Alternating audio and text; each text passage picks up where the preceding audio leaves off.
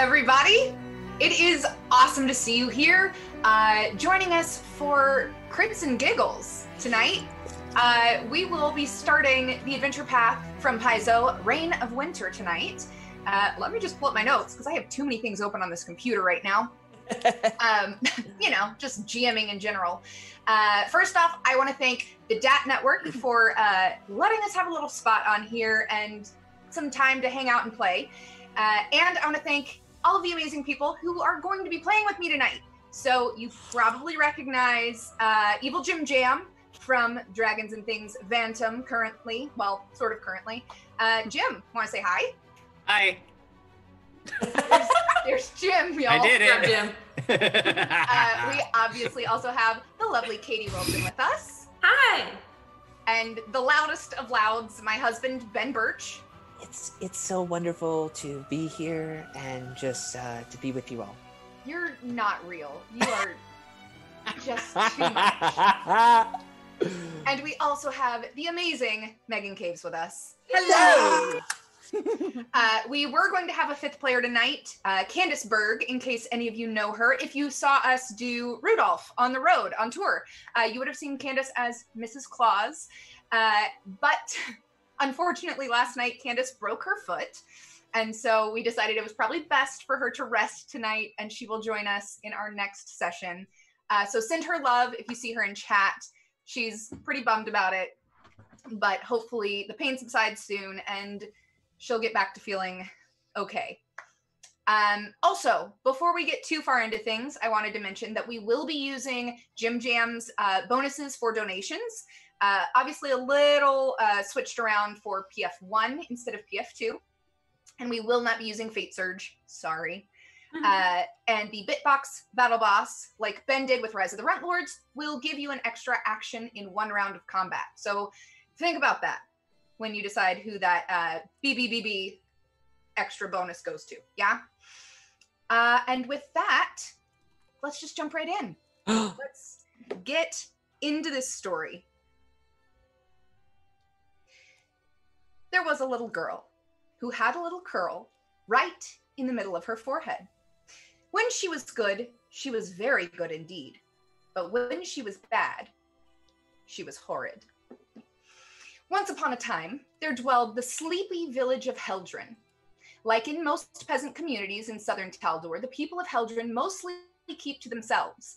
Far from the politics of Opara and ever watchful for Kadiran aggression, Heldren goes on as it always has, as a relatively small and unimportant hamlet of farmers, herders, and woodcutters. But the sleepy village of Heldren has rarely seen so much excitement or concern.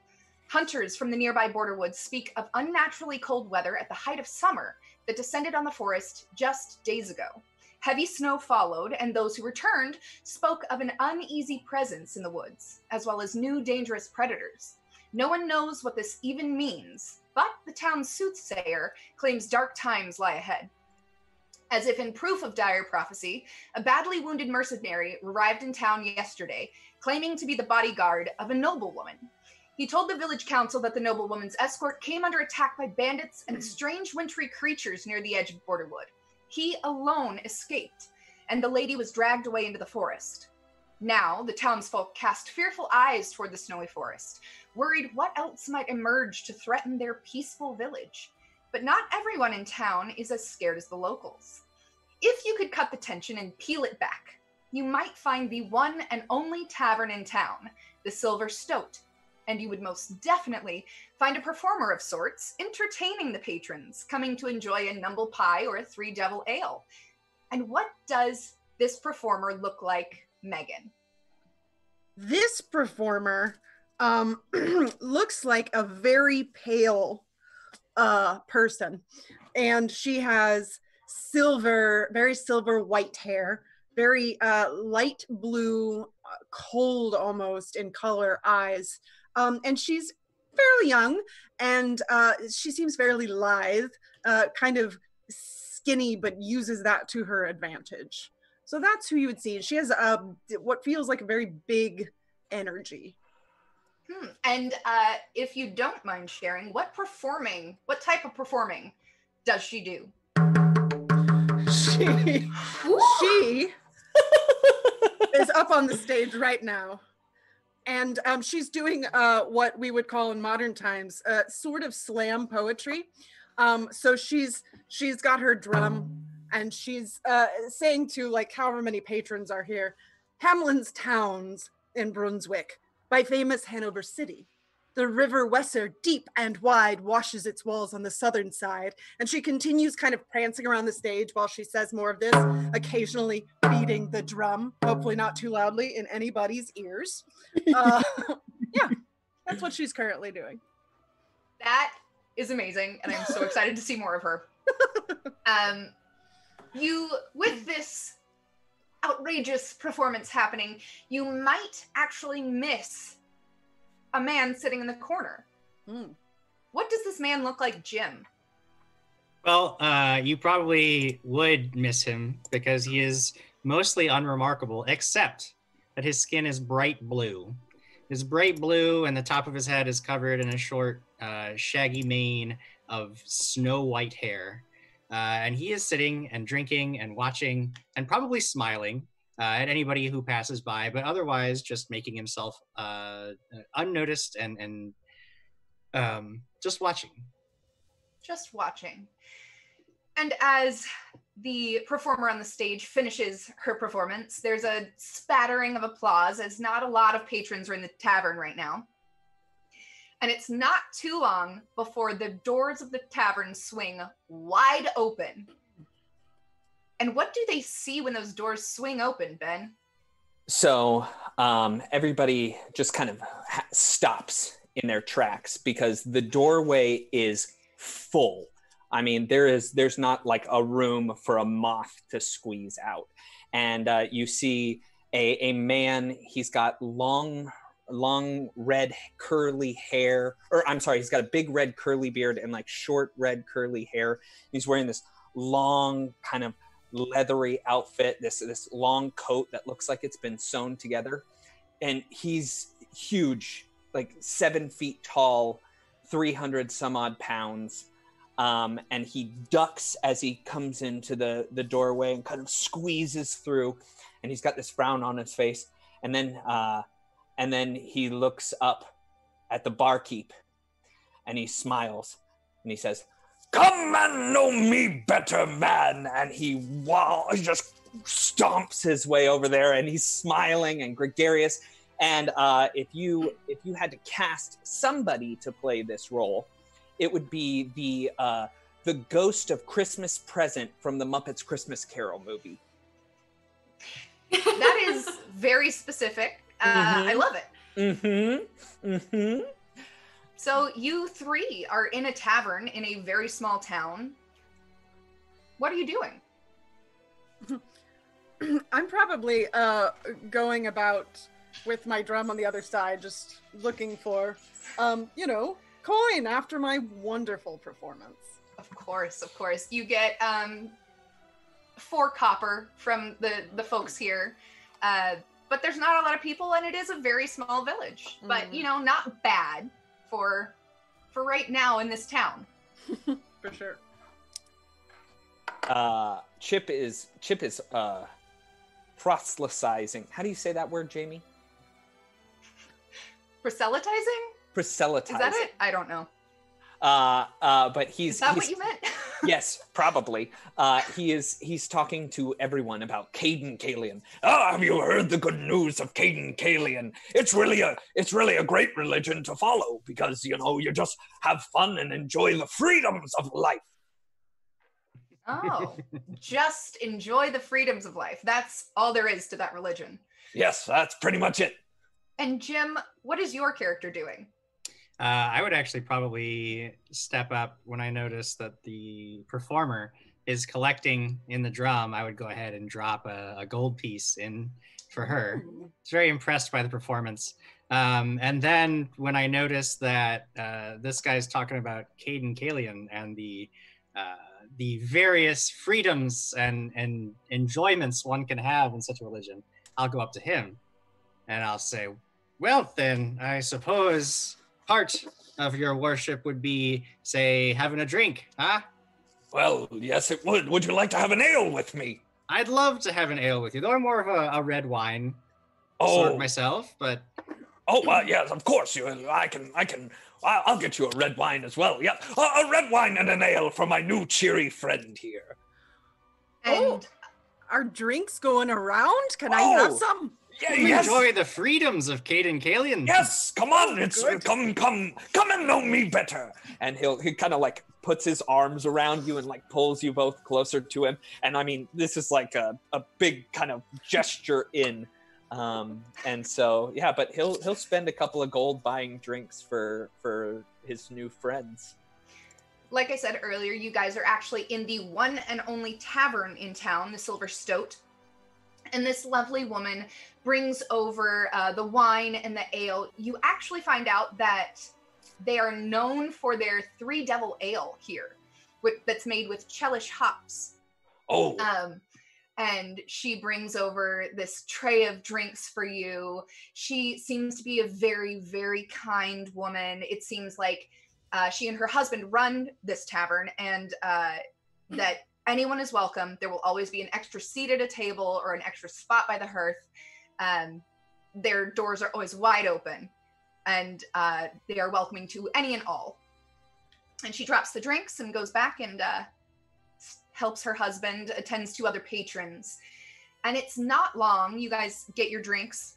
You start drinking, just chatting, small talk. You've pretty much just met. I mean, and it's not long before a gnome walks into the bar. He has a wild shock of electric blue hair and begins looking very nervously and quickly around at anyone and everyone in the bar. And he notices the three of you. And he walks directly up to your table and says, well, you obviously aren't from around here. Welcome to Heldren. If you would please follow me. And he turns and makes for the door. Okay. Rather demanding. Yes, but, we always must follow our feet when we are traveling about. Right, well, let's go then. Right, yeah. And he turns and waits and looks at you and gives you a quick, please hurry up. If you wouldn't mind, we need to hurry. And as he sees that you're going to get up and follow him, he makes his way out the front door of this tavern. And you're following him down one of the few main streets in this town. And you see ahead of you as he walks down the streets of town, anybody he sees, he kind of drops this nervous demeanor and widely smiles and waves and says good morning. And you do catch his name is Tengazel. Tengazel. And actually, if you want to take a look at the town, I know everybody at home will not be able to see this, but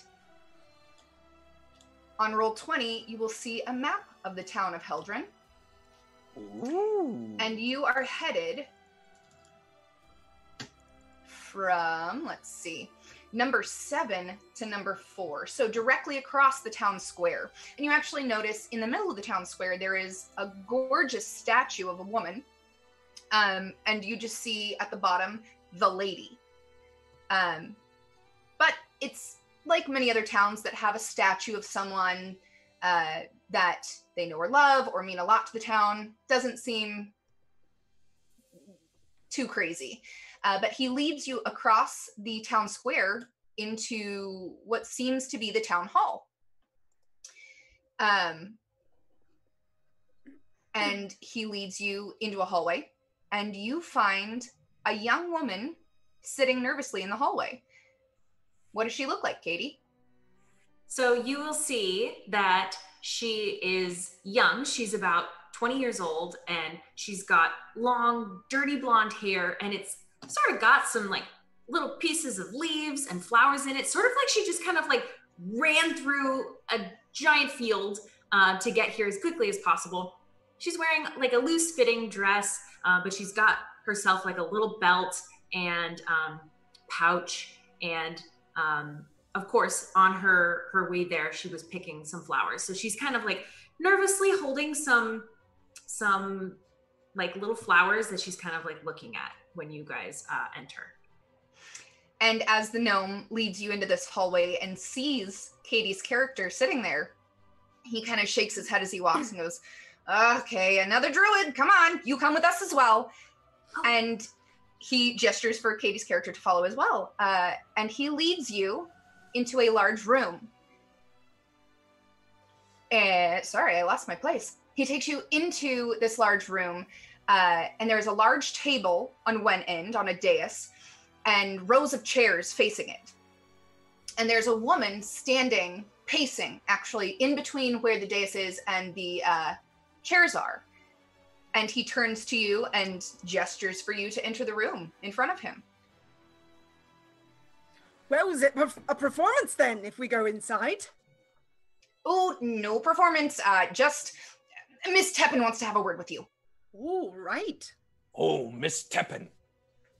Who's Miss Teppan? Oh, well, she's in charge of the town's council. Oh. She'll talk to you. Just please, right on in. She just needs some help. Please, thank you. And he, as the four of you enter, he turns and makes his exit.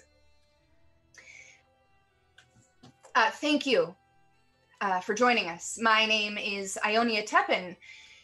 I called you here, as you have probably figured out, as our small village barely has enough strong women to protect itself.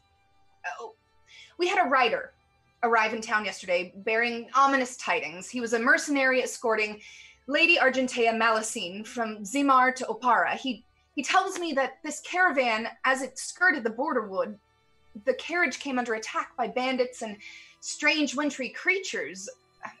Generally, travelers coming through Heldren, such as yourselves, and she eyes each of you up and down a little bit.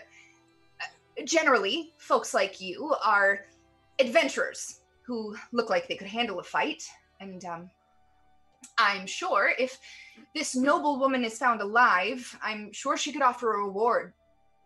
What say you? Right, well, we are the best group of adventurers I've ever known, right? Friends? Oh. Yes, Well, yes. I've I adventured. guess. Yeah, Many well, you know, accidents. adventuring, very costly endeavor. You did mention that you think a reward could be on the table, but how can we be assured? I mean, after all, it's going to cost us quite a lot in supplies and healthcare and Yes, I understand. I can't promise anything from our town. However, if this noblewoman is found alive, there's no reason she couldn't offer a reward. She is noble and comes from a family of money here in Heldren, but I can help provide some things you guys might need out in the forest. I'm sure people in the town would be more than willing to help you out, provide you with some gear, if you could help protect us. You have gear my size? And she looks you up and down and kind of, I'm sure we could find something for you. Oh. Sounds good to me. And she kind of looks at you and tries to discern if you are gonna say yes or no.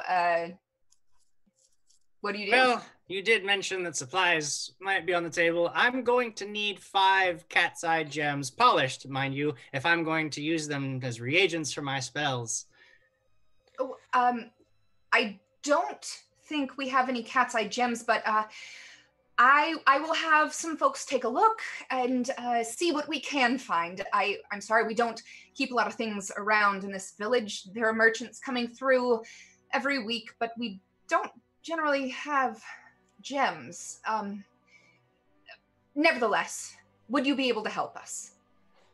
Now, Jamie, you did say, what do you do? I did, and nobody picked up on it, so. We're incoming! Did we really just miss that? Yeah, you did. It's fine. It's fine, but if you guys have anything you'd like us to see or read, hopefully, throw it in chat real quick, and we will see what we can find. Say hello. There's so many friends here today. I'm so happy to see some awesome people here. We have Aaron, we've got Dark Knight, we have Spartan, Real POTUS, Nathan's here, Jared's here. So many friends. There are a lot of friends in chat. Wow. Lucas, And more. Lucas gave the my favorite one so far. Chip goes around singing to himself. And every sort of day, it feels like Christmas. I hope not. Dark Knight had a very important message for all of us. Unicorn, unicorn, unicorn, unicorn. Yeah! That is a very important message. Fragile Vessel is asking, I gotta know, Jamie, how long have you been wanting to run this adventure path? It's one of my favorites.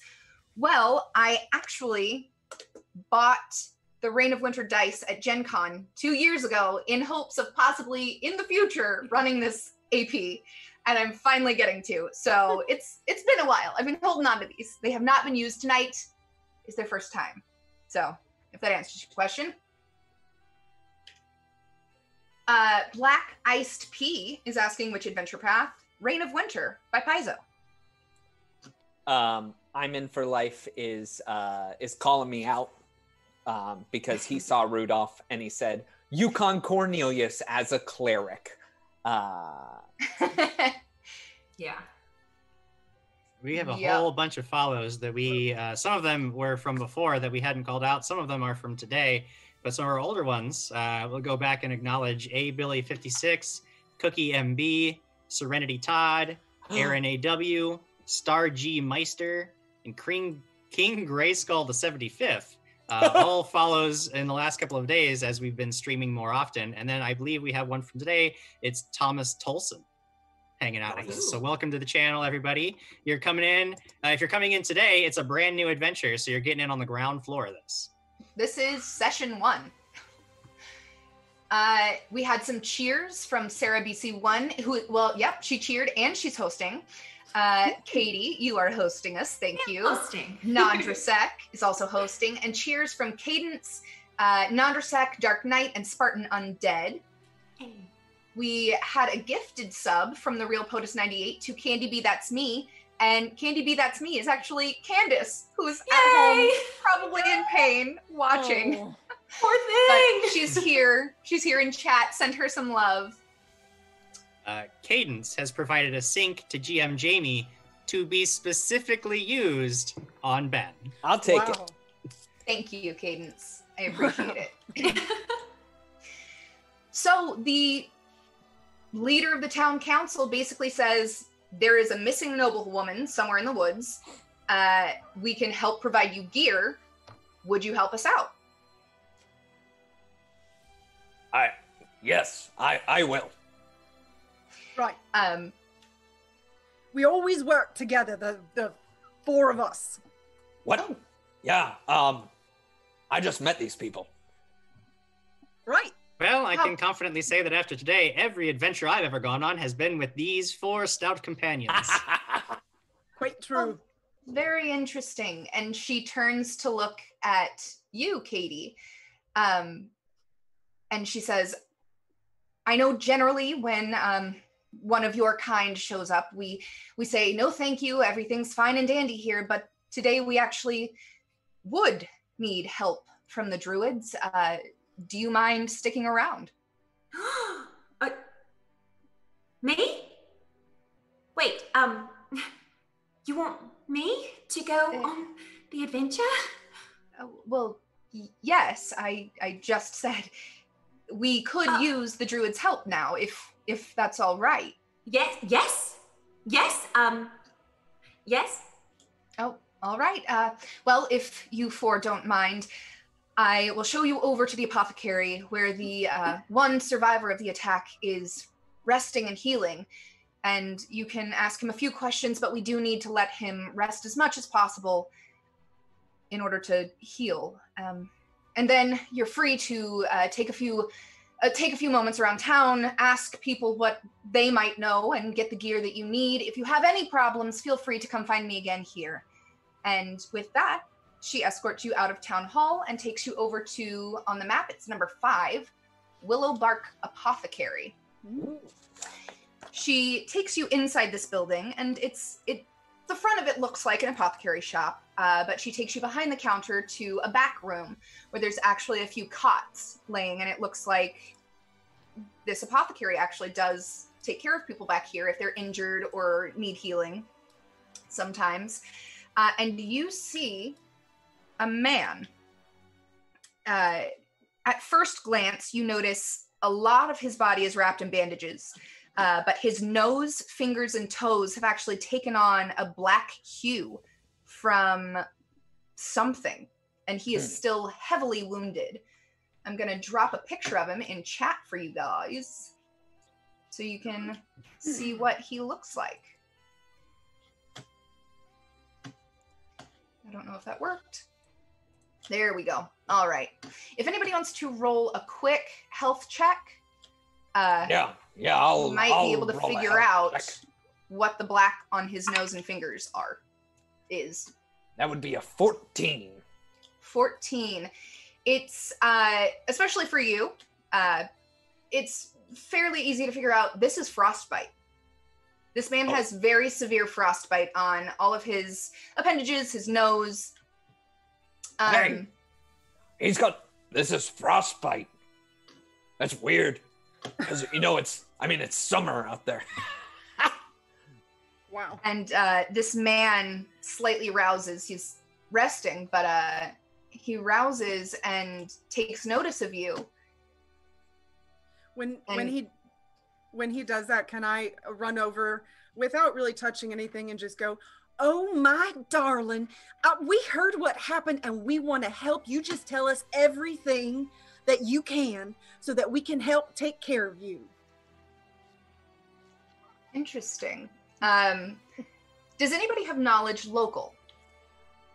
I don't, but Jamie, I'm wondering where you put that picture. Is it in the chat or unable? Let me see if I can try one more time to drop it in here. I didn't want to waste too much time with it, but if you're going to be that particular about what this man looks like. I need visuals. I'm a visual person. All right. Well, it's not working, so I dropped it in Slack for you. Will that work? Okay. He's creepy. Yeah. He is creepy. But you can see in this picture, he does have a blackened nose. He's got bandages and cuts all over his face. And Megan, your character says this to this man lying injured in the apothecary. Mm-hmm. And he looks you dead in the eye and goes, "What if I could go with you? My ancestors would ridicule my lack of valor for fleeing rather than fighting to the end, but I faced enemies that even the greatest warriors in the Lenorm kingdoms have faltered against, though I think I slew at least one of them before they dragged Lady Argentea away." Well, aren't you just the strongest, most powerful man I've ever seen? And you see, he gets a little chuckle out of that. He's still injured enough, but he takes it in stride. So no one had knowledge local? Nobody else in the party? But I've been to the land of the Lenorm kings. That is true. I have bard knowledge. Bardic knowledge. Yeah, you can roll a knowledge local for me. Okay. Lovely. I'll figure out my character sheet real quick. I remember which game I'm playing. Okay. So that would be a 7. 7. You don't quite know anything about this man, but Ben, I will give it to your character because of stuff. Roll me a general knowledge check. General knowledge, wisdom or intelligence?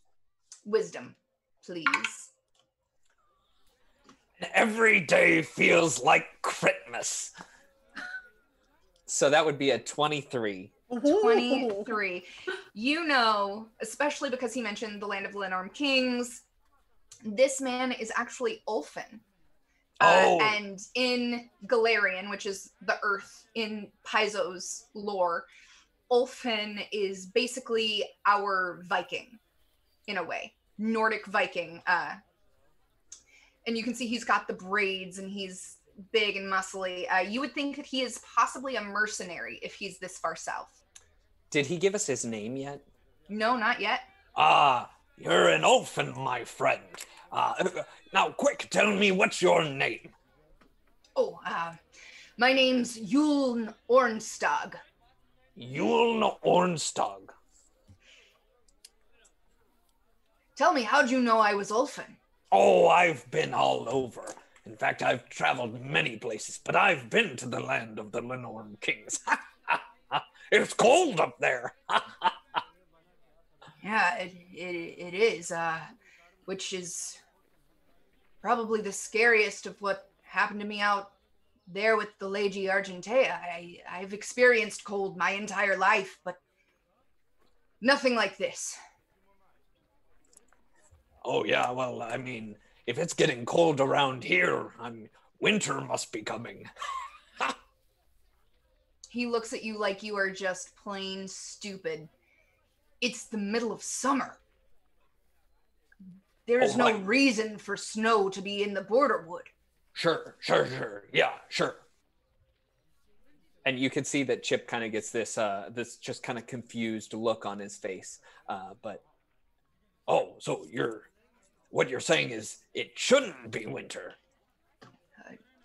No, I've grown up in the cold. I've dealt with it my entire life, and there's nothing like what's out there until you are, well, near Irison. Oh, I've never been there before, but I've heard tales. Tales of what? The Winter Witches? It's all true, I'll tell you that. Oh. I agree, it's all true. Actually, roll a knowledge history. Okay. Megan. Pull this back.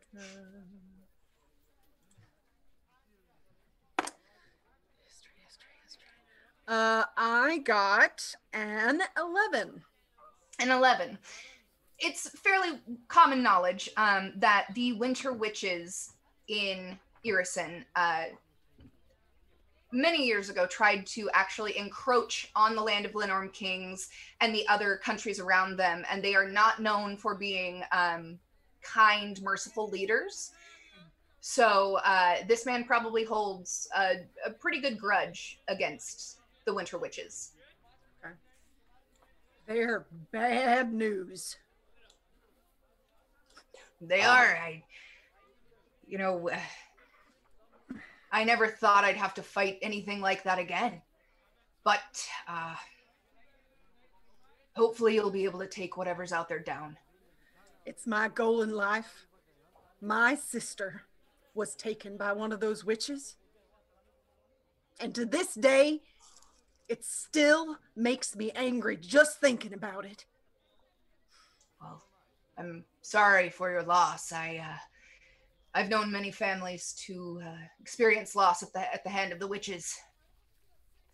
Me too. I appreciate it. You're just such a kind man. Oh, I only do what I can. I wish I could have done more for Lady Melisane.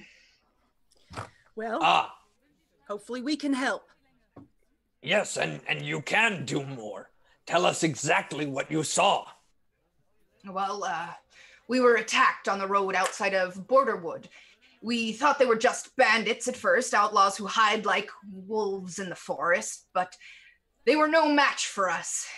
But then came the cold Fae of the North. They appeared among us, and the battle turned quickly. My people speak of the Winter Touched all the time, but I never expected to meet them this far south. I just know they took Lady Argentea and dragged her into the forest.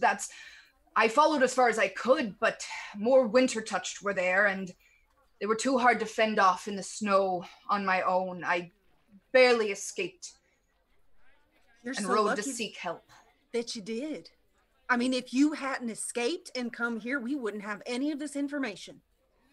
Well, and he kind of giggles again at you, giving him the pat on the head there. Mm-hmm. Is there any other way I can help you before you head out? Well, I suppose if you don't have any more information than that, it's probably about it. What do you all think? Oh, I'm satisfied. We can go take care of this problem. I'm certain. Well, do make sure you have cold gear and cold iron weapons. Oh, cold iron. Cold iron and fire is your best bet against the Fae. Wow. Yes, iron. Yep.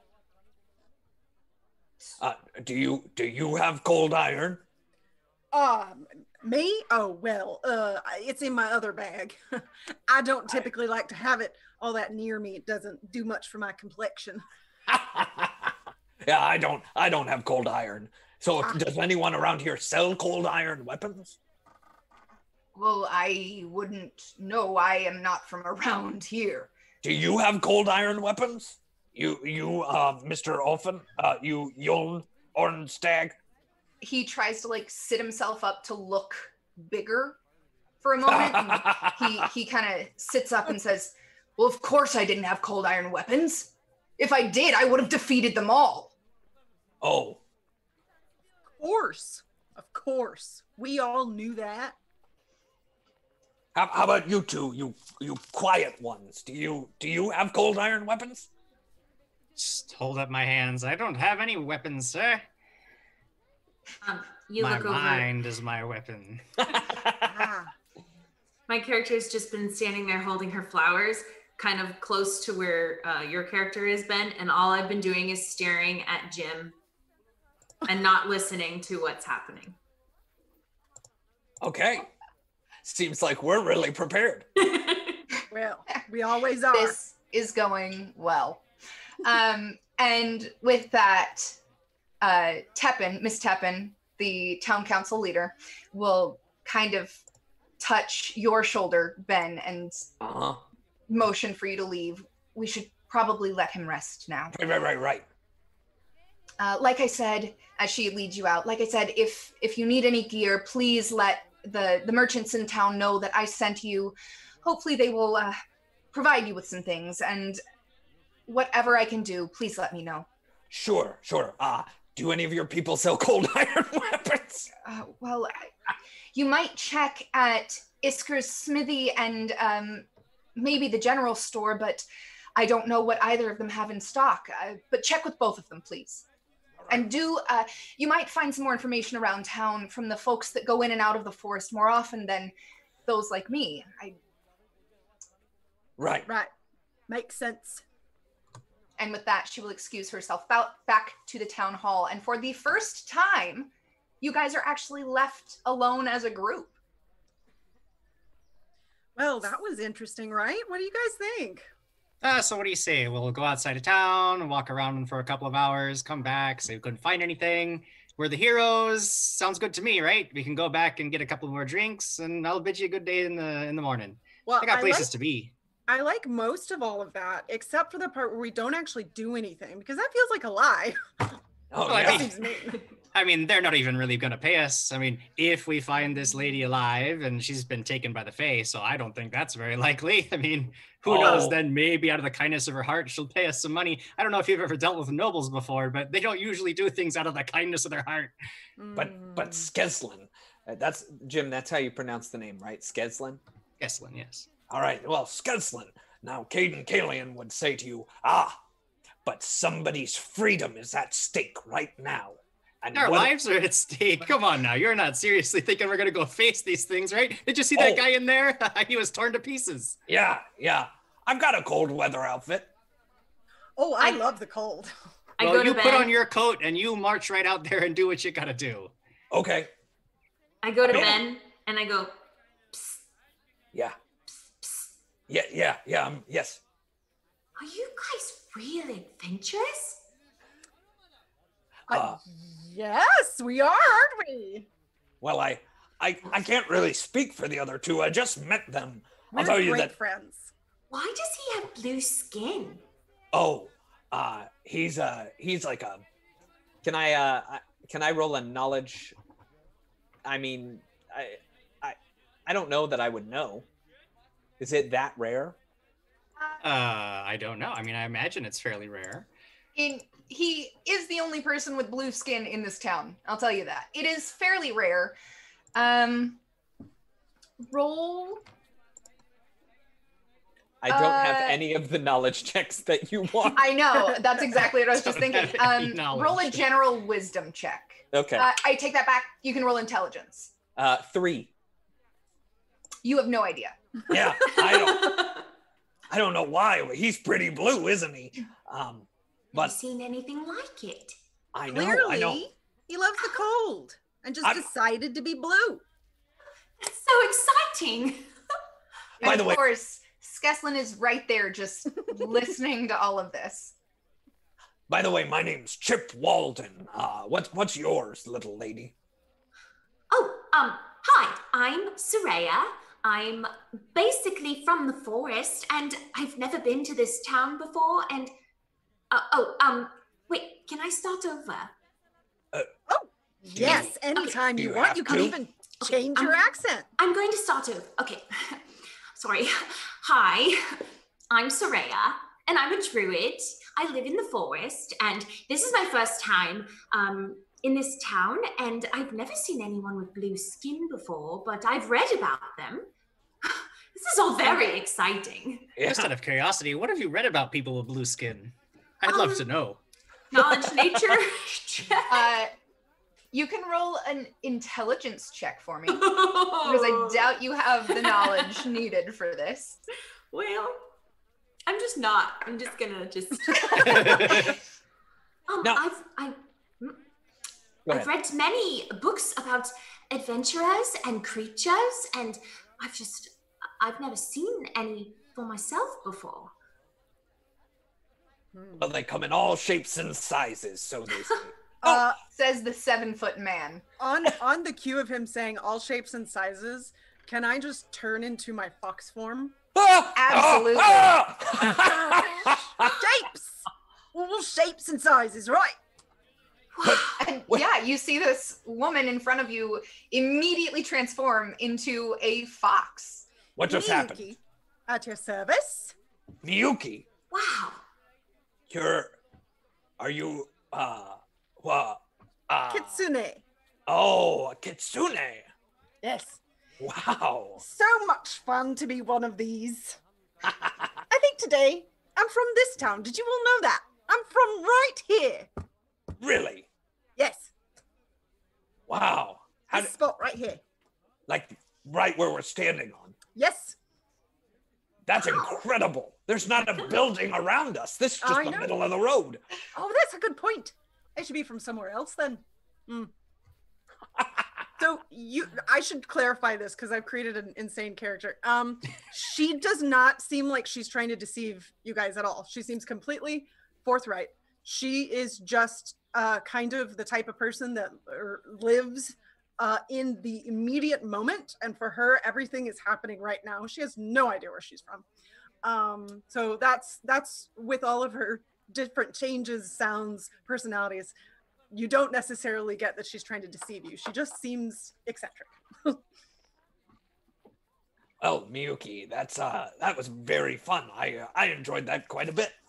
Oh, well, I'm so glad. Next time I will be sure to do it with my drum so that you can have the whole performance. Oh, that'd be great. Yes. So you guys are standing in the middle of the town square currently, but Miss Teppan has told you that you can go anywhere in town. If you look at the map, you notice there's basically a T in town of the main two streets, and you can easily tell there's a smithy, general store. You obviously came from the Apothecary. It seems like there might be a barber. There's some stables, a small temple, a carpenter, and a butcher, and then a few other scattered businesses and houses right here in this section. Jamie, where is the smithy? The smithy is actually to the east in town. On the map, it's number 2, but it is on the east of the 4 roads. I would head over to. I'm sorry, west. Sorry. I would head over to Iskar's smithy. All right. Is anybody joining Chip? Yeah, I will go with Chip. All Where's right. everyone else going? If you really want to do all of this, that's fine. Just, I'll be finishing more drinks over at the Silver Stoat. I go with him. No thank you, Druid. I believe that's the saying around here. Oh, I would love to hear more about you. You won't even notice that I'm there, okay? Caden Kalian says it's a free country. That's what I hear. I follow him.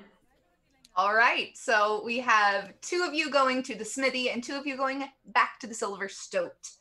At the smithy, you find that this smith, when you ask about cold iron weapons, he kind of laughs at first, but he does have, I believe, 10 cold iron sling bullets available. Oh, well, that's perfect because I have a sling. Well, if you would like to purchase those, you may. How much? Figure out. Because we've got a deal going with Iona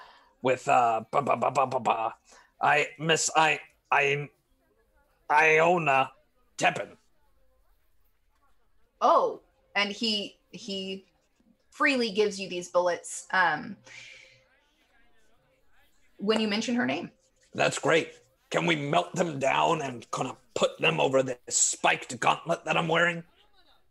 I will remind you that there is a woman in the woods that you are attempting to save. Right. I nearly forgot.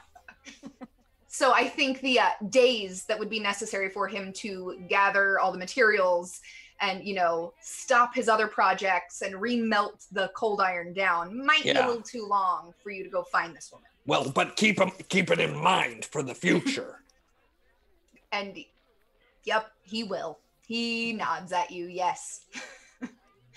But while you're there, is there anything you want to ask? Is there anything besides the cold iron weapons?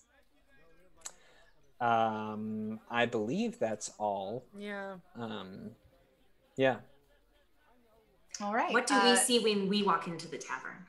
In the tavern, it is the same few people sitting there as were sitting there earlier. It seems like these are the folks that are here pretty much every day. And the man and woman running the tavern are very much still engaged with everyone. It seems like a small town restaurant where the people come just to have their cup of coffee and sit and talk kind of thing. So it seems like if you want to just sit and have a drink, you can. You could probably chat up a few locals. It's up to you. Right when we walk in, I'm going to turn to Jim's character and say, wow, what is this place? It's a tavern, a small backwoods tavern at that, but they do have wine, so that's what we're going to get. Have you ever had wine? Do you know what wine is? Wine? No. How do you get this wine? Well, you go up to the bar here. I'll show you. I will go up to the bar. I will motion for the barkeep. Well, you see, we are on a special secret mission for the town council, and we're going to need an entire bottle of red to take with me on the road. I use it as a reagent for my spells. You see, I'm a powerful sorcerer, and I'll actually use Mage Hand to lift a nearby goblet up. You see, yes, it's very difficult to do without my reagents, so I'm going to need, yes, an entire bottle of red. And he looks very confused, but he looks over at his wife, and she just kind of, and he will pour you a bottle of red wine. Oh, no, I need the whole thing, my good man. I'll just grab the whole bottle. It's fine. I'm on a special mission. You see, I'm a powerful sorcerer, adventurer, saving the town, and it's all good. Put it on the council's tab. They've got this covered. And he will hand you what you have asked for. Wonderful. Now, go ahead. You, Druid, you come with me, and I will teach you about wine. It's amazing. You were amazing. You talked to him and you said you wanted something and then he gave it to you. I want to try. Can I try? I can't stop you. I won't stop you. I'd love to see you try. I will find a table. Basically, I'll just go right back to where I was before. And I will begin drinking my bottle of red while I watch in amazement as she attempts to do something incredible. So I walk up to the bar and I kind of like hesitate an awkwardly long time until someone looks at me. It takes a few minutes, but the barkeep will eventually make his way over. He looks slightly confused, but he makes his way over. Can I help you? Oh, yes. Hi. I would like wine, please. I am a very powerful creature, and I need an entire bottle of wine, please. Roll me a bluff check.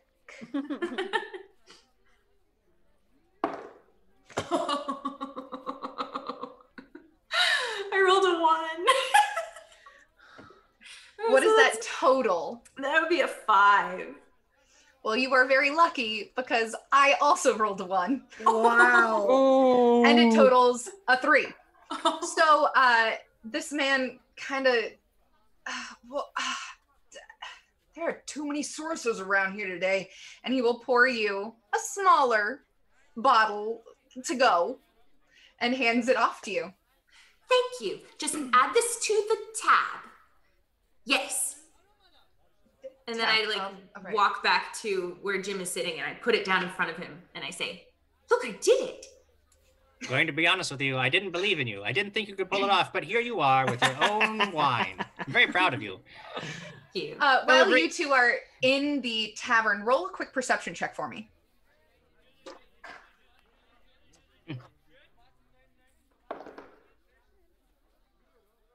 11.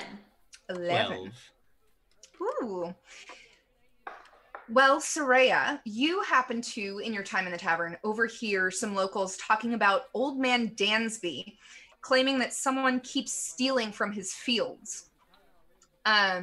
You find out that his farm is the closest to Borderwood, and half of his crops have died off from frost, and the rest have been stolen. And Jim, you, Skeslin, actually overhear that a farmer's son took ill a few days ago after falling through ice over Wishbone Creek. The boy said he spotted a white stag in the forest and heard it talking and tried to follow it. And then Chip and Miyuki, roll me a perception check as well, just passing through town, what you might have overheard. Okay. That's a 15 for Chip Walden. That is a 16 for Miyuki. Oh. Well, you two overhear a group of ladies talking on the street as they pass by you. They are talking about a group of rangers in the Borderwood called the High Sentinels. They usually keep bandit activity curbed, and they're doing a very poor job if brigands could attack a well-armed caravan and abduct this noble woman.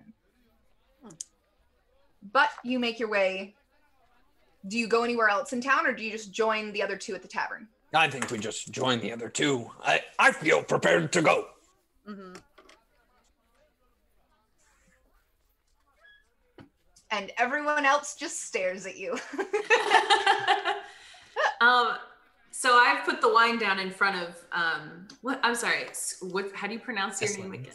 Eslin? Skeslin. Skeslin. Yes. Skeslin. And I just say, so what do you do with it now? Well, now you drink it. But you said that it was a vital part of your potion making or your magic. A reagent. Yes, it is. It's quite magical. Oh. So I just drink it. You just drink it. That's the whole of it. Huh.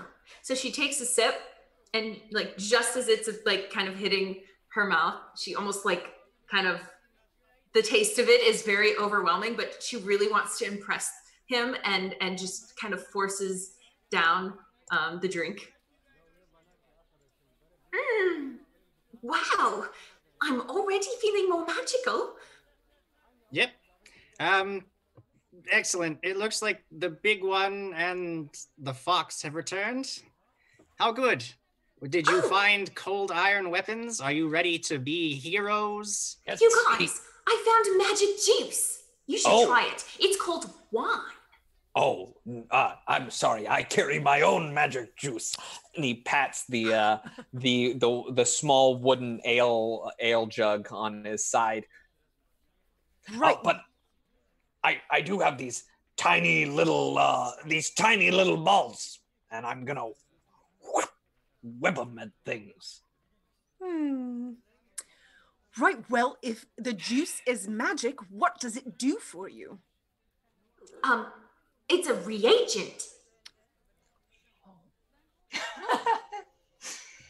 Miyuki looks very interested.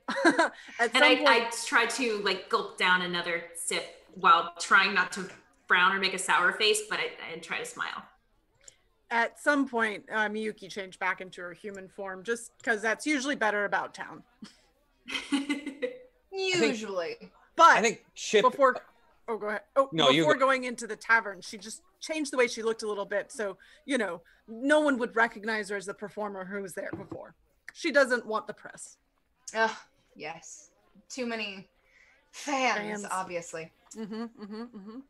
Chip is usually the is comfortable with being like all eyes turned to him because he's just such a massive person that generally people will look at him. But it's very odd because he like keeps looking because Miyuki is so interesting, just always changing and always different. That is throwing him off about like, What? That's crazy. Well, before you guys gather yourselves and hit the road to go save this noblewoman, we should probably read a few more comments. Comments. Did you just choke? See them before. I choked air? on comments. If you I guys love- want us to see anything, please put it in the chat. I love it's Lucas Martinez saying, a druid who doesn't know about wine? That's one weird druid coven she's from. Dark Knight says, "Why is it so hard for them to say his name? Say Jim's name, Skeslin. It's so easy to say." Sorry. I just don't have it in front of me, so really I was lying. I just didn't remember your name. It's a lot more polite to say, wait, how do you say it again? Someone else, and it's Lucas Martinez, are talking about the build of the group currently. Someone else said, the blind fooling the blind. And then Lucas said, yeah, no real melee characters in the group. Yeah, someone else said, so just to make sure I understand the situation, the cleric is the tank in this group? Currently, Yes. It looks like it, you guys. Yeah. I like here, I see Fragile Vessel says, alcohol death makes me feel magical too. I think it does us all, really. And Fubar132 says, 4 magic users and no muscle. I will tell you that Chip is not just like, he's big, he's strong too. It's true. He looks like he could give a good hug. We have some cheers coming in from the Cadence, Luna Steel Song, someone else, and then Dark Knight and Spartan Undead are both hosting. Thank you Yay. guys. Thank you. It also looks like we got an awesome donation here. For all of us, we all get mercies except for Jamie from I'm In For Life. Nice. I like it. I I like see being that- included. Yeah, go ahead, Jim. Go ahead. It's fine. They always exclude me from their donations. Yep, that's what I'm In For Life said. Sorry, Jamie, you're in the wrong seat. You know what? It's fine. I will take it. I am just here to guide these lovely people along a story and take the brunt of all the fun. I get it. It's fine. And did we say Datstorian resubbed for 19 months now? No, but I'm glad to see That's him awesome. back. I know that you haven't been able to make quite as many of our streams, so Yeah. it's good to see you live. Hi. And we've been followed by Double Hurry and Soul Hunter 80. I'm pretty sure I nailed that one. I think the you first did. one. I think you did. You, And you Megan, nailed it. I don't know if that you have been able to see this yet, but the BBBB is you from Caden. Oh no, I've lost my headphones. so excited. I can't even hear you. And Cade said, Megan for dressing up. I can't help Your it. costume game is on point. I always cause costume problems. I love it. It's fabulous. So keep it up. I approve. Oh, don't worry. I have so much more. Is there anything else you would like to do before you head out of town on the search for this noblewoman? I would just be walking around the tavern awkwardly, like staring at people and seeing like that some people are eating food, and just kind of like being very awkward about just kind of watching everybody. All right. You get a few funny looks from the locals, like, why is this girl staring at us while we're eating? They feel a little, I don't know, like their privacy is being encroached upon a bit, but nothing else happens from them. Well, shall we set off then? I think so. This seems like the best time to go, right? Yeah. Well, if you insist that this is something we're actually going to go do, then I guess we might as well go do it. Yeah, I think you'll feel much better after we do. I mean, the freedom that comes from freeing other people is just so freeing. I'll just hold up the bottle of wine that I have and be like, yes, I imagine I'm going to feel quite a bit better soon. Oh, I never thought about it like that. Chip, I really like that. I'm going to have to hang on to that. She pulls out a notebook and just writes stuff down. So you guys head out of town, and you have picked up enough information from the folks around you and which way to go. You head south out of Heldren towards the Borderwood. And the Borderwood kind of sits to the south and west of Heldren. And as you get nearer to the forest, you notice the temperature grows noticeably colder. The road ahead of you is littered with debris and the corpses of slain humans and horses. Oh. A carriage stands in the roadway, its team of horses missing or cut free, while another overturned carriage lies sprawled and broken next to the tree line. To the south, more bodies have fallen around what appears to be a statue of ice, and a snowy trail leads deeper into the forest. Well, this seems like what we're here for, right? Yes, absolutely. All right. Jamie, perception check around the area. Yeah, give me a quick perception check. 6. Well, you're not dumb. I mean, you do notice that there are most of the bodies and even the carriages lie with tiny needles and shards of ice in them. Oh. Did you see all the needles and shards of ice? And actually, if you guys want to take a look at Roll20, you can see this area, and you are coming in from the northeast. Oh, wow. Here, I'm gonna do something different here. You had mentioned like an icy statue of some kind. Yes, there is an icy statue. I'd like to go and take a look at that. Alrighty. Here, I'm just trying to move your characters on over for you guys. There you go. You should have access to your characters. The icy statue is down to the south, Jim, down there. I'll start picking my way over there. As you walk over there, you notice that the statue is not actually a statue. It is a man encased in ice. Oh! But it is not a full man. Chunks have actually been cut away from him. Oh! There are blocks of ice with bits of his body lying at his feet. Yikes. Who would do this? That is a good question. Are you all sure you don't want to just head back to town and say we couldn't find her? My very first adventure, and it's actually a lot more terrifying than I thought it would be. Right, well, they often are. Oh, yeah. There's been a lot of death that happens around Galarian, and this is nothing very different, but we're here to stop it. Yes. So take heart, little one. You guys find the site of what appears to be a massacre. You think this is exactly where Yuln is talking about, that they were attacked. What would you like to do? Chip is looking over the bodies and just making sure that that there's nobody left alive. You look at the bodies out on the ground in the snow. No one out here is alive, but Miyuki, you are hearing noises from the carriage that is actually upright that you're standing next to. Okay. You hear shuffling, muted shuffling from the inside, and you notice that the doors have actually been like barred with a spear.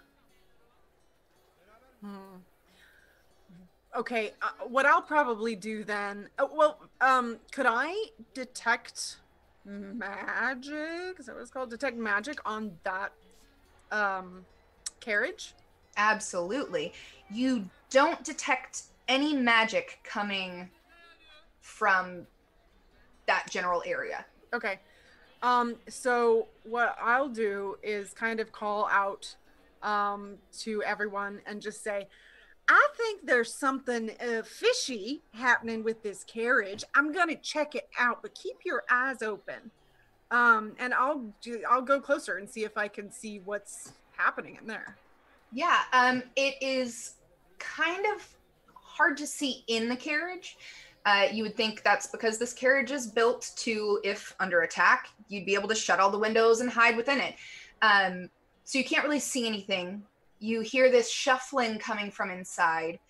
The only other thing you notice is roll a quick knowledge local. Okay.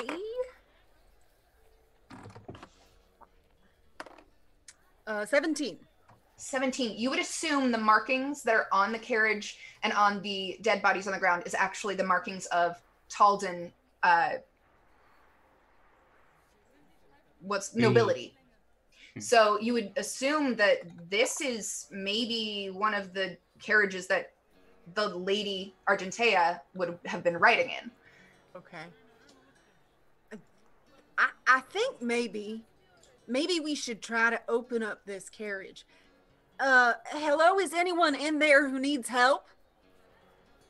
You don't hear a response. Yeah, I'm concerned that is something maybe a bit evil in there. I mean, I don't know. It's just a worry. As she's mentioning that, I'm going to take a long pull from the bottle. And when I get done, I will put my thumb in the center of my forehead and make a little circle. And a very thin, translucent shield of blue energy hovers in the air in front of me. It's like, go ahead, open it up.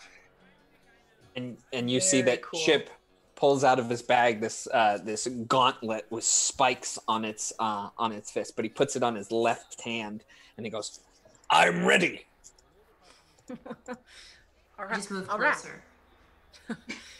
All right, I'm gonna just maybe get to the side here, and I'll pull that spear out and try and let the door open. All right.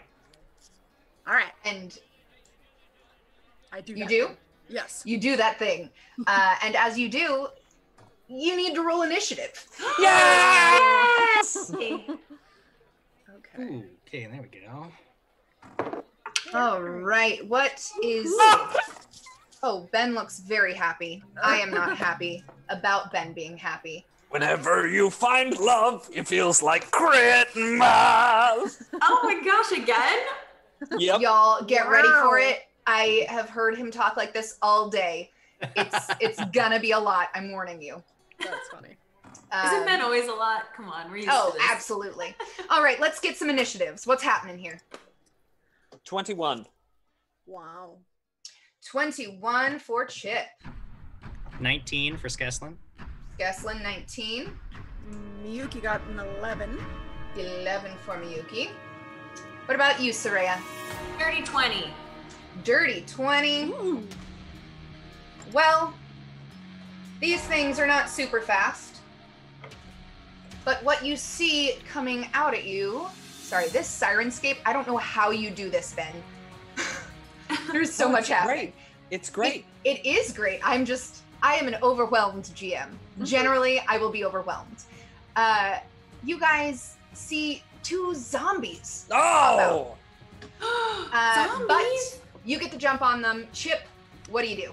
I go, come and know me better, man! And he races over there and he grapples onto the zombie. Oh boy. Roll a check for me, please. Yeah, absolutely. So You know what? This zombie is not yet out.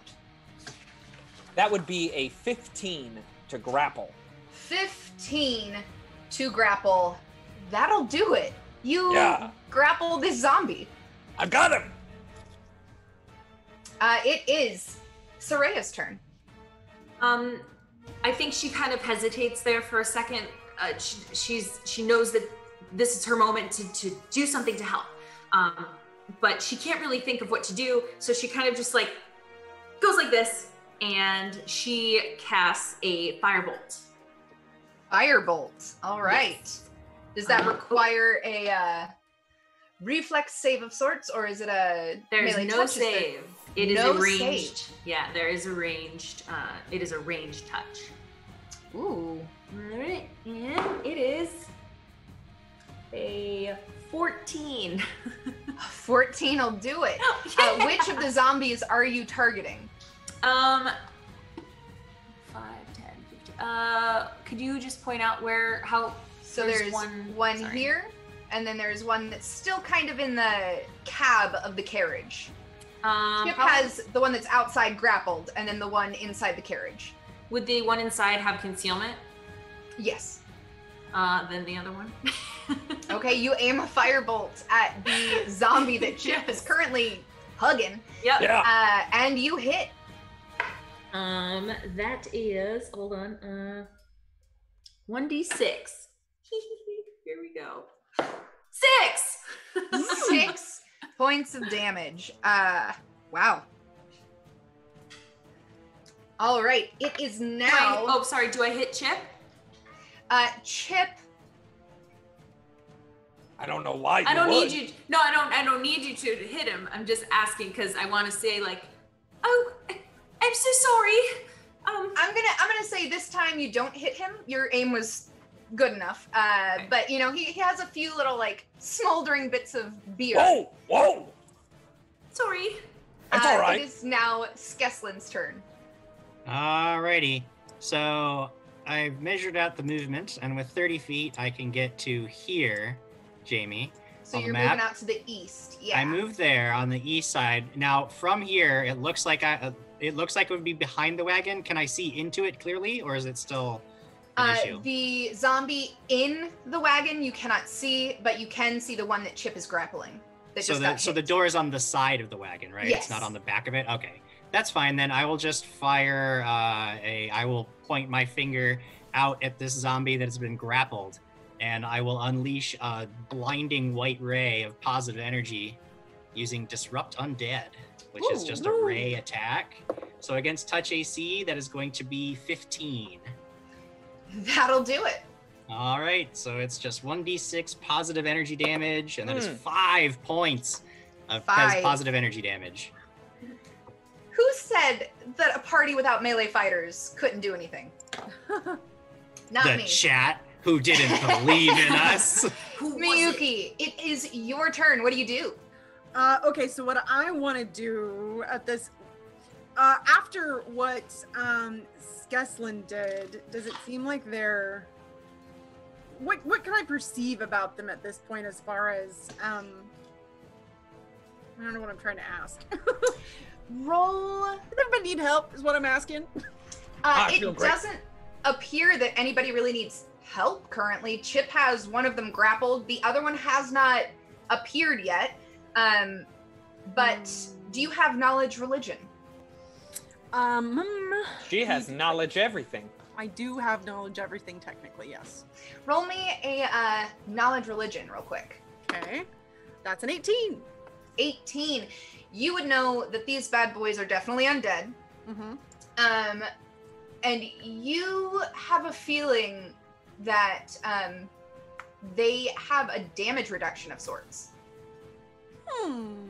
That maybe just hitting them with the side of a blade isn't going to work. Okay. But none of you are using blades. What do you mean by this? Like the side of the blade? Like The broad side of a blade would not do much. You would need to cut these bad boys down.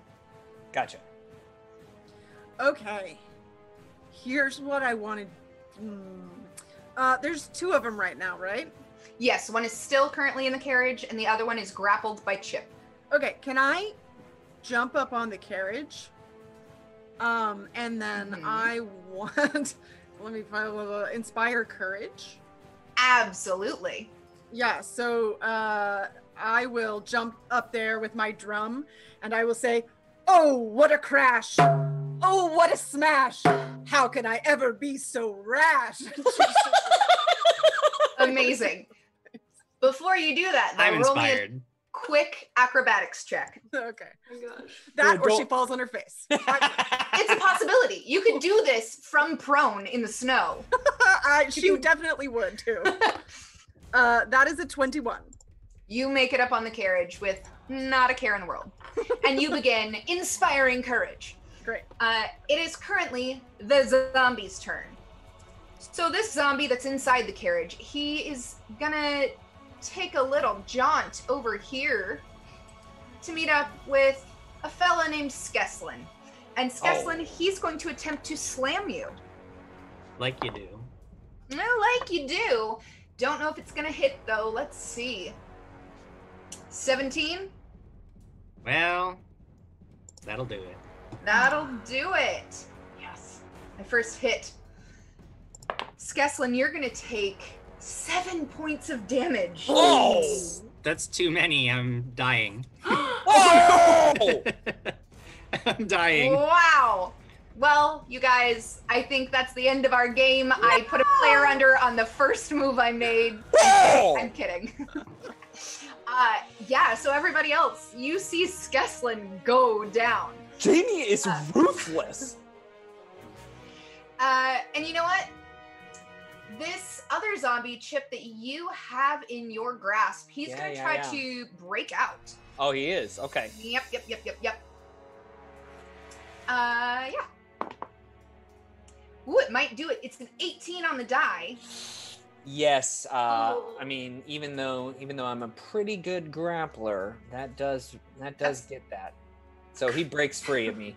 He breaks free, and he's just going to turn on you and slam away. Ah, good luck. Just a point of order, the breaking free of a grapple is a standard action. Just putting it out there that it's a standard action to do that. Thank you, Jim. I will admit when I am wrong. Thank you. He won't slam, but he will just stand there. And we go back to the top of the round with Chip. This guy just broke out of your arms. What do you do? Yeah. So that's not very fun for Chip. So he'll go, I just wanted to give you a hug. But this'll have to do. and he'll pull out a little his like tankard and chug some of his ale, and then he will channel positive energy. Will he? Because pulling out the tankard. Well, I mean, And the pulling drinking. out the tankard is a flavor of my channeling.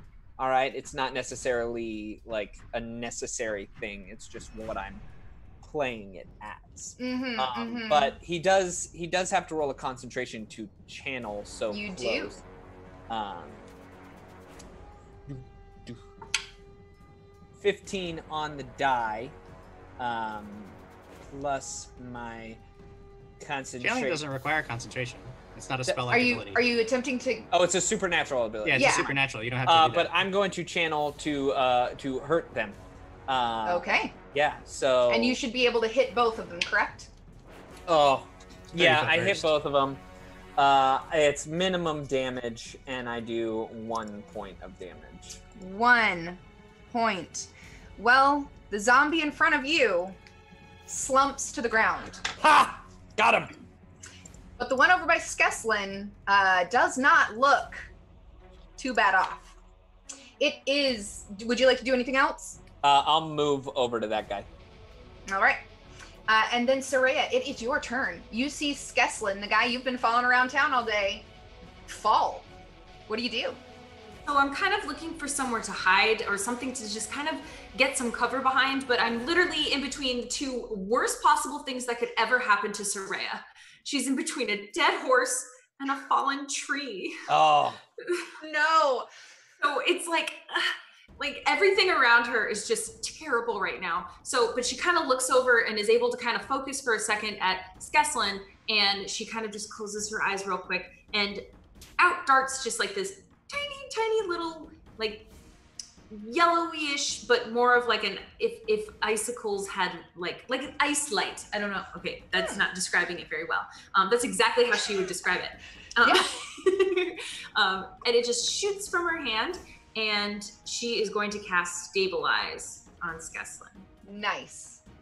So you're not going to die yet, Skeslin. You're just going to be unconscious for a while. It's fine. It's fine. They don't need you. You can go back to town. Then Skeslin, it's your turn. You're unconscious. Sorry. Well, I don't have to make a dying check, but I do have a mercy. And I will use my mercy, a mercy. to have a single hit point. Yay! Jim Jam! A single hit point, you say. And that will make it Miyuki's turn. Miyuki, don't forget you have... Well, just out of curiosity, is using a mercy, does that take up my actions? Because if I have a hit point and I'm awake, I actually have things that I can do. I'm going to say you have a move action.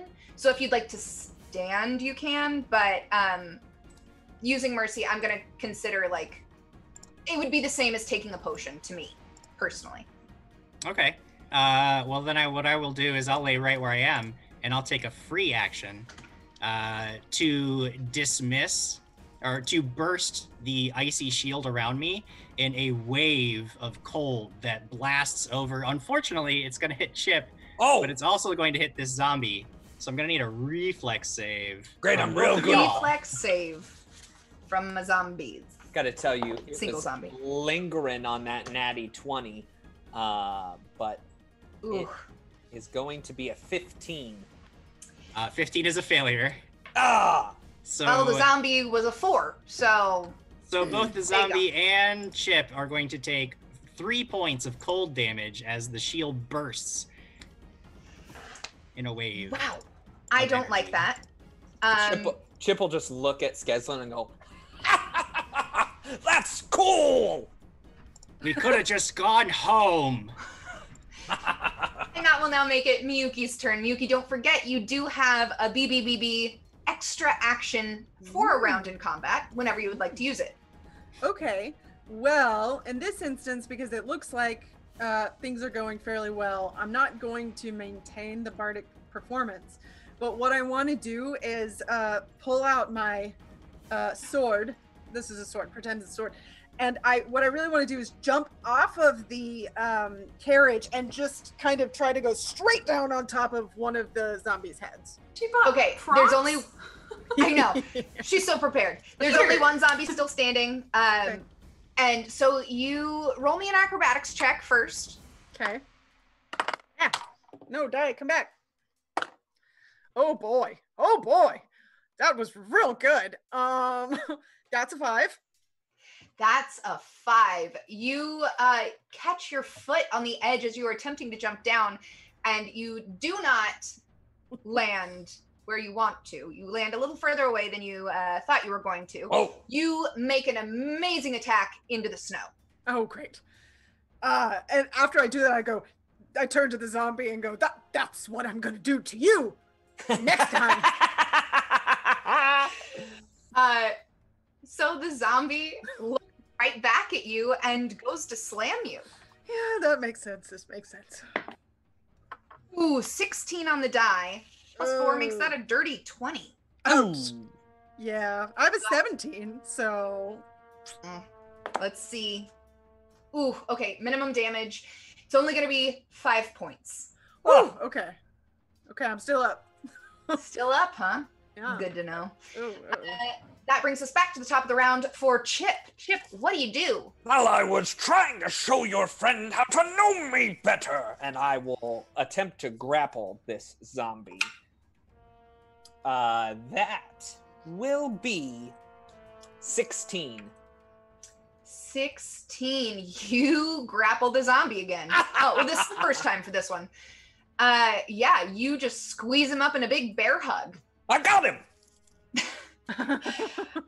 Soraya, it's your turn again.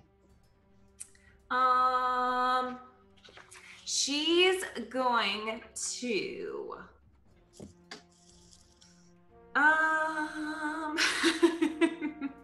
oh, yes. She's going to go over to Skeslin and say, "How are you feeling? Are you okay?" No, not at all. And she's going to place like a hand on him a little awkwardly, just like, and just to give him a cure light wounds.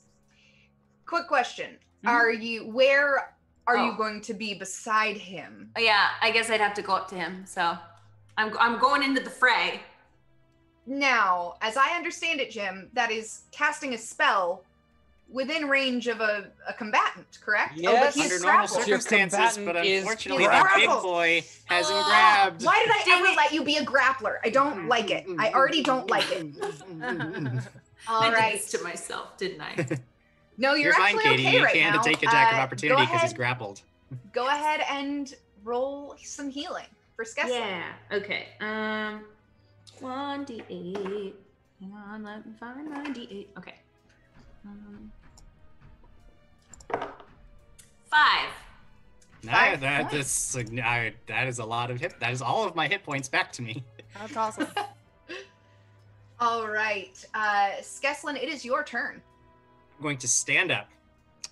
I am going to look at this stupid zombie right in its dumb face. Yep. And I am going to once again reach out and fire a beam of positive energy.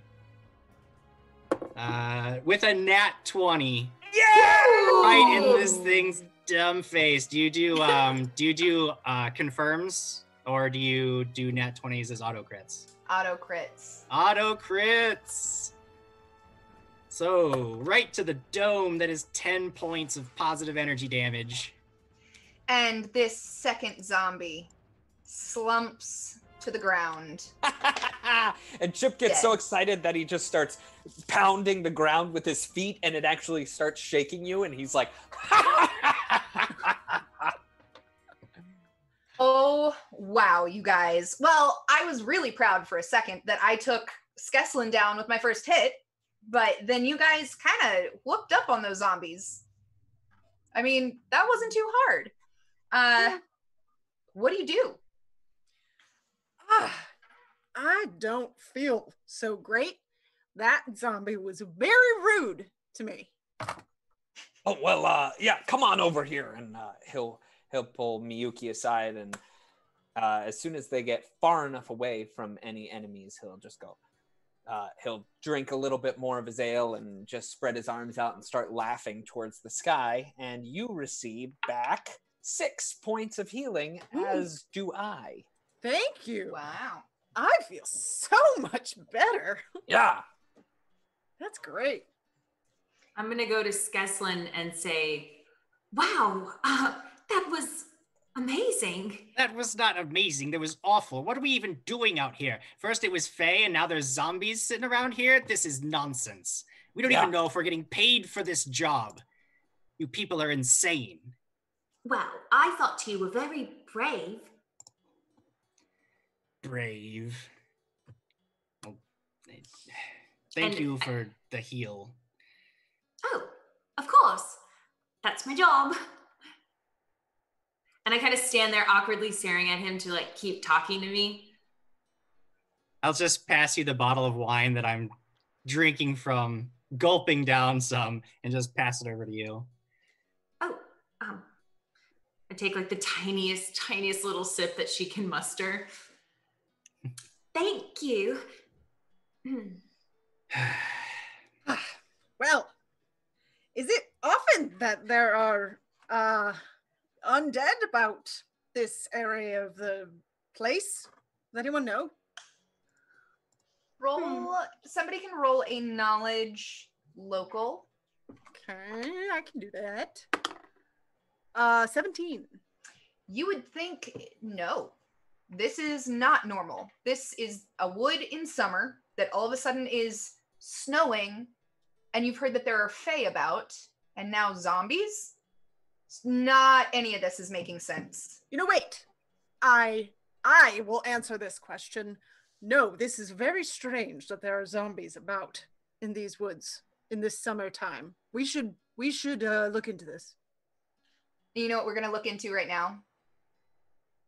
A break. Oh, no! We'll see you guys back so soon. So soon? So soon. So soon. Is it all so soon?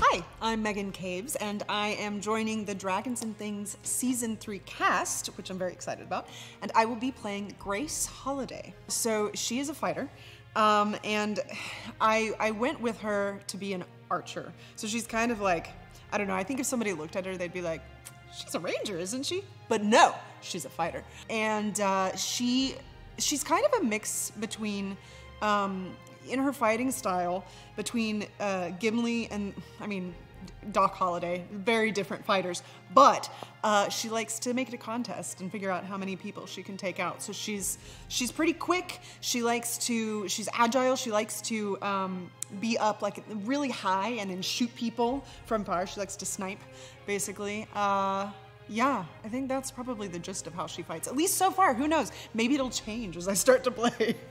I don't know how she's gonna fit in. I'm really fascinated by it. I think that she's, the way I sort of thought of her is being like a young Doc Holliday. So Doc Holliday, before he had the experience and charisma that he does, whenever you actually know about him. So I imagine her in the sense of also being kind of like Gimli. She goes in someplace, she just wants to go right through the door and say, here's how I'm gonna take you out. Whether or not it works that way or people respond to it is something else entirely. So I kind of want to think of her as like a brash, young person who's out to go and be a hero and adventurer and, is kind of stumbling along the way. And I think interacting with others, she's boisterous, she wants to gamble, she wants to drink, so she can kind of create problems or fun, however you want to look at that, really. I'm excited to see Grace Holiday in this world that Jim has created, because I really find a lot of fun in taking what someone has created and then figuring out how to kind of mingle with that. The thing I enjoy the most as a performer, as an RPG player, is working with the others. I like the dynamics and the relationships, whether it's with another player, whether it's with an NPC, or whether it's with the world that she's in. So in this instance, I've placed her as being from the city. And she has arcane tattoo. And so there's sort of this whole idea, without giving too much away, of the way the city works. The particular area she's from, there's a lot of kind of like magical sewage that's come down there. So my thought process is this particular tattoo, this thing that happened to her, came from that magical sewage. So she has chilling touch because of it. So it's kind of a plus, but it's also kind of a horrible negative, depending upon, how you go with it. So I'm really interested in that, and just kind of, the world he's created is insane. That kind of creation is nuts. So there's obviously a ton of things to plumb, which is exciting and terrifying because it's so huge. So I'm looking forward to it. I'm Megan Caves, and you can catch me on the DAT Network Tuesdays on Twitch. Gather your crew and prepare to embark on the journey of a lifetime as you explore the packed worlds of the Starfinder universe, taking on the role of a science fantasy hero customized to fit your playstyle. But danger lurks amongst the stars. Will you fight back with advanced weaponry and cunning tactics? Or will your hero wield the devastating forces that fuse magic and technology together to alter reality? Your crew must come together if you have any hope of victory. In Starfinder, every decision drives the adventure as you build an epic saga with your friends.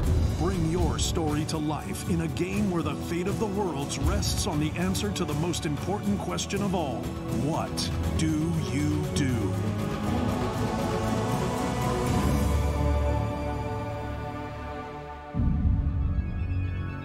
Begin your journey into the Starfinder universe today with the Starfinder Beginner Box, now available at Paizo.com, your local gaming store, and anywhere else adventure can be found.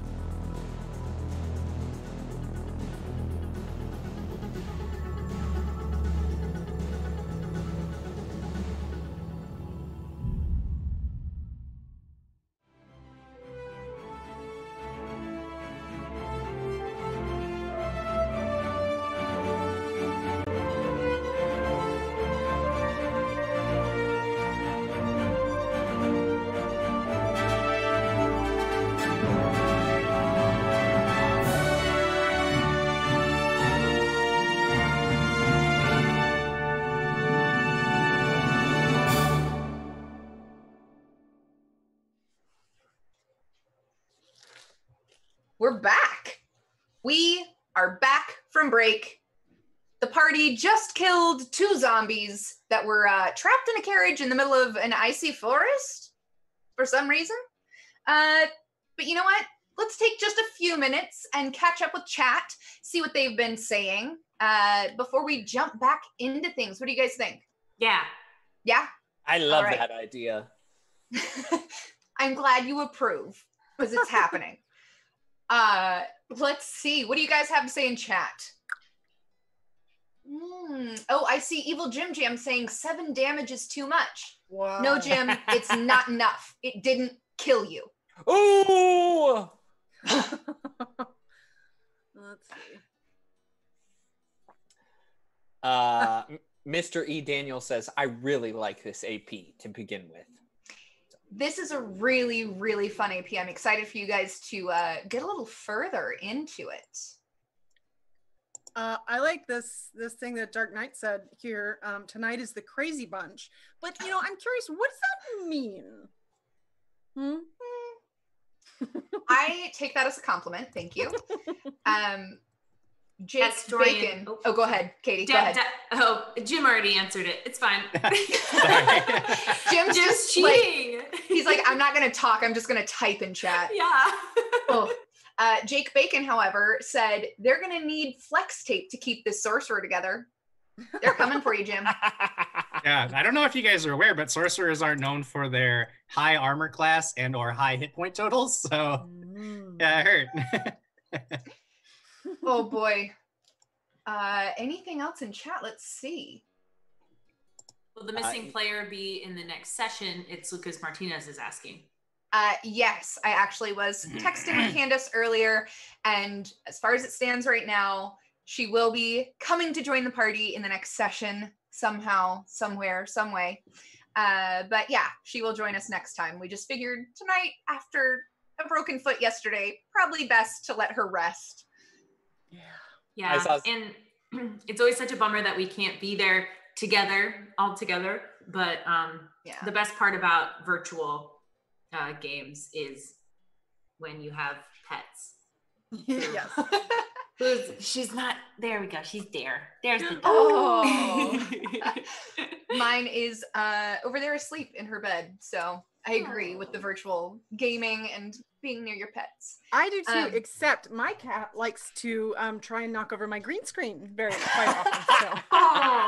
I can't wait till the middle of a session sometime soon, just seeing it go. Meow. It's happened. It's happened. On wild cards, it has happened. Oh, amazing. We have gotten some cheers from someone else. I'm in for life, Datstorian, and Datstorian is hosting us. Thank you so much. Hey! All right, you guys. Diana's here. Hi, Diana. Hey, Diana. So you have just defeated these two zombies, healed up just a touch. And what would you like to do? I actually want to clarify one thing because I saw in the chat previously, I'm in for life mentioned that he gave me a Bit Boss Battle Box bonus, but I know that the only one that I'm seeing is for Mayuki. So if somebody could at least clarify whether we have another bonus in the mix somewhere or whether I was mistaken. Hooray! We have confirmation. You do have a BBBB extra action for future combat, Jim. So what do you guys do? I think that I might try and kind of look around a bit more. I mean, in Mayuki's mind, if there were zombies here, there might be magic nearby. Can I use detect magic to do an area? Or yeah, sure. Okay. You do a sweep of the area and you aren't finding much magic. Let me look at one thing, but you aren't finding a lot. I'll tell you that. Okay. Let me double check one thing. And I think that Chip is going over to these zombies and kind of rifling through to find out, because these were once people, to find out who they were. Sure. You looking at these zombies, you actually notice that these were two of the guards wearing Heldren tunics. So they were with this party, you figured, trying to protect Lady Argentea. Let's see. You do not find anything magical. Miyuki. Well, beyond this broken carriage, those zombies that attacked us and all this detritus, this is a boring area. There's no magic anywhere around here. Is there anywhere specific you guys would like to take a look in this area? I actually wanted to go over to the overturned cart and start searching through that one. You take a look inside. As you can tell from the map, these windows are actually still open. Mm-hmm. You take a look inside and you find two of what appears to be Lady Argentea's handmaidens dead inside. But you take a quick look around inside and you find some of their chests have broken, some of their luggage, and there are three outfits of their extra outfits in here that might get you some coin in town. I don't know if anyone has actually done this yet, but can I look in the carriage that the zombies came out of? Sure. Nobody has done that. Roll a perception check. Okay. Ooh, nat 20. Ooh, nice. At first glance, you can tell this was most definitely the lady's carriage, and that this has been looted pretty much, but you notice a small jewelry box under the seat. And inside you find a signet ring, a pair of earrings, a set of pearl inlaid bracelets, assorted gold and silver necklaces, and one sapphire pendant.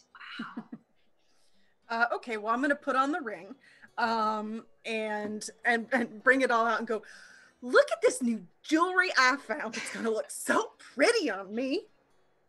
Isn't that nice? It was just like a gift. Jamie, can you say again? I'm just creating a master list, but sure, yeah. If you want to be in charge of inventory, I highly approve. You find the small jewelry box containing a signet ring, a pair of earrings, a set of pearl inlaid bracelets, assorted gold and silver necklaces, and one sapphire pendant. I don't write as fast as you talk. That's why you do it in scribbles, and then you can go back later. Pearl inlaid bracelets, gold and silver necklaces, and one sapphire pendant. Okay. And Soraya sees everyone kind of looking at their surroundings, checking out the areas and the bodies and the carts. And so she kind of like looks around like, she needs to be doing that too. And then just kind of like starts just kind of like walking in a circle and pretending to like check things, but she's not checking anything really. She just is trying to mimic what they're doing. Right. She's putting on the act of trying to do what she thinks is right. Yeah, but, that's what they're doing. So right. Yeah. Skeslin, I see you are over at the man encased in ice. Yeah, I was after collecting some noblewoman's clothes.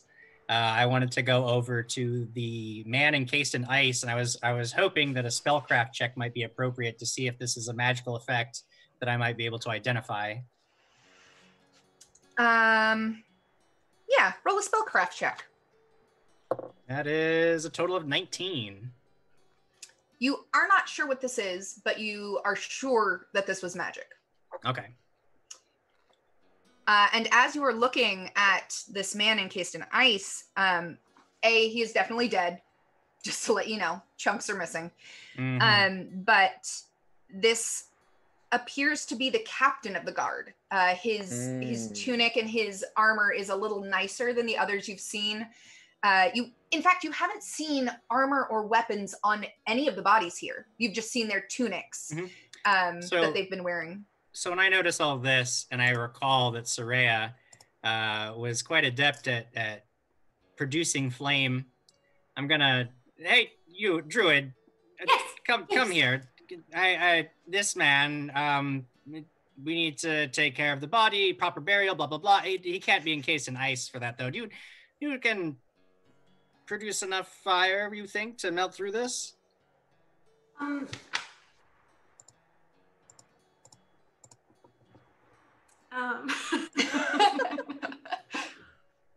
Yeah, I can.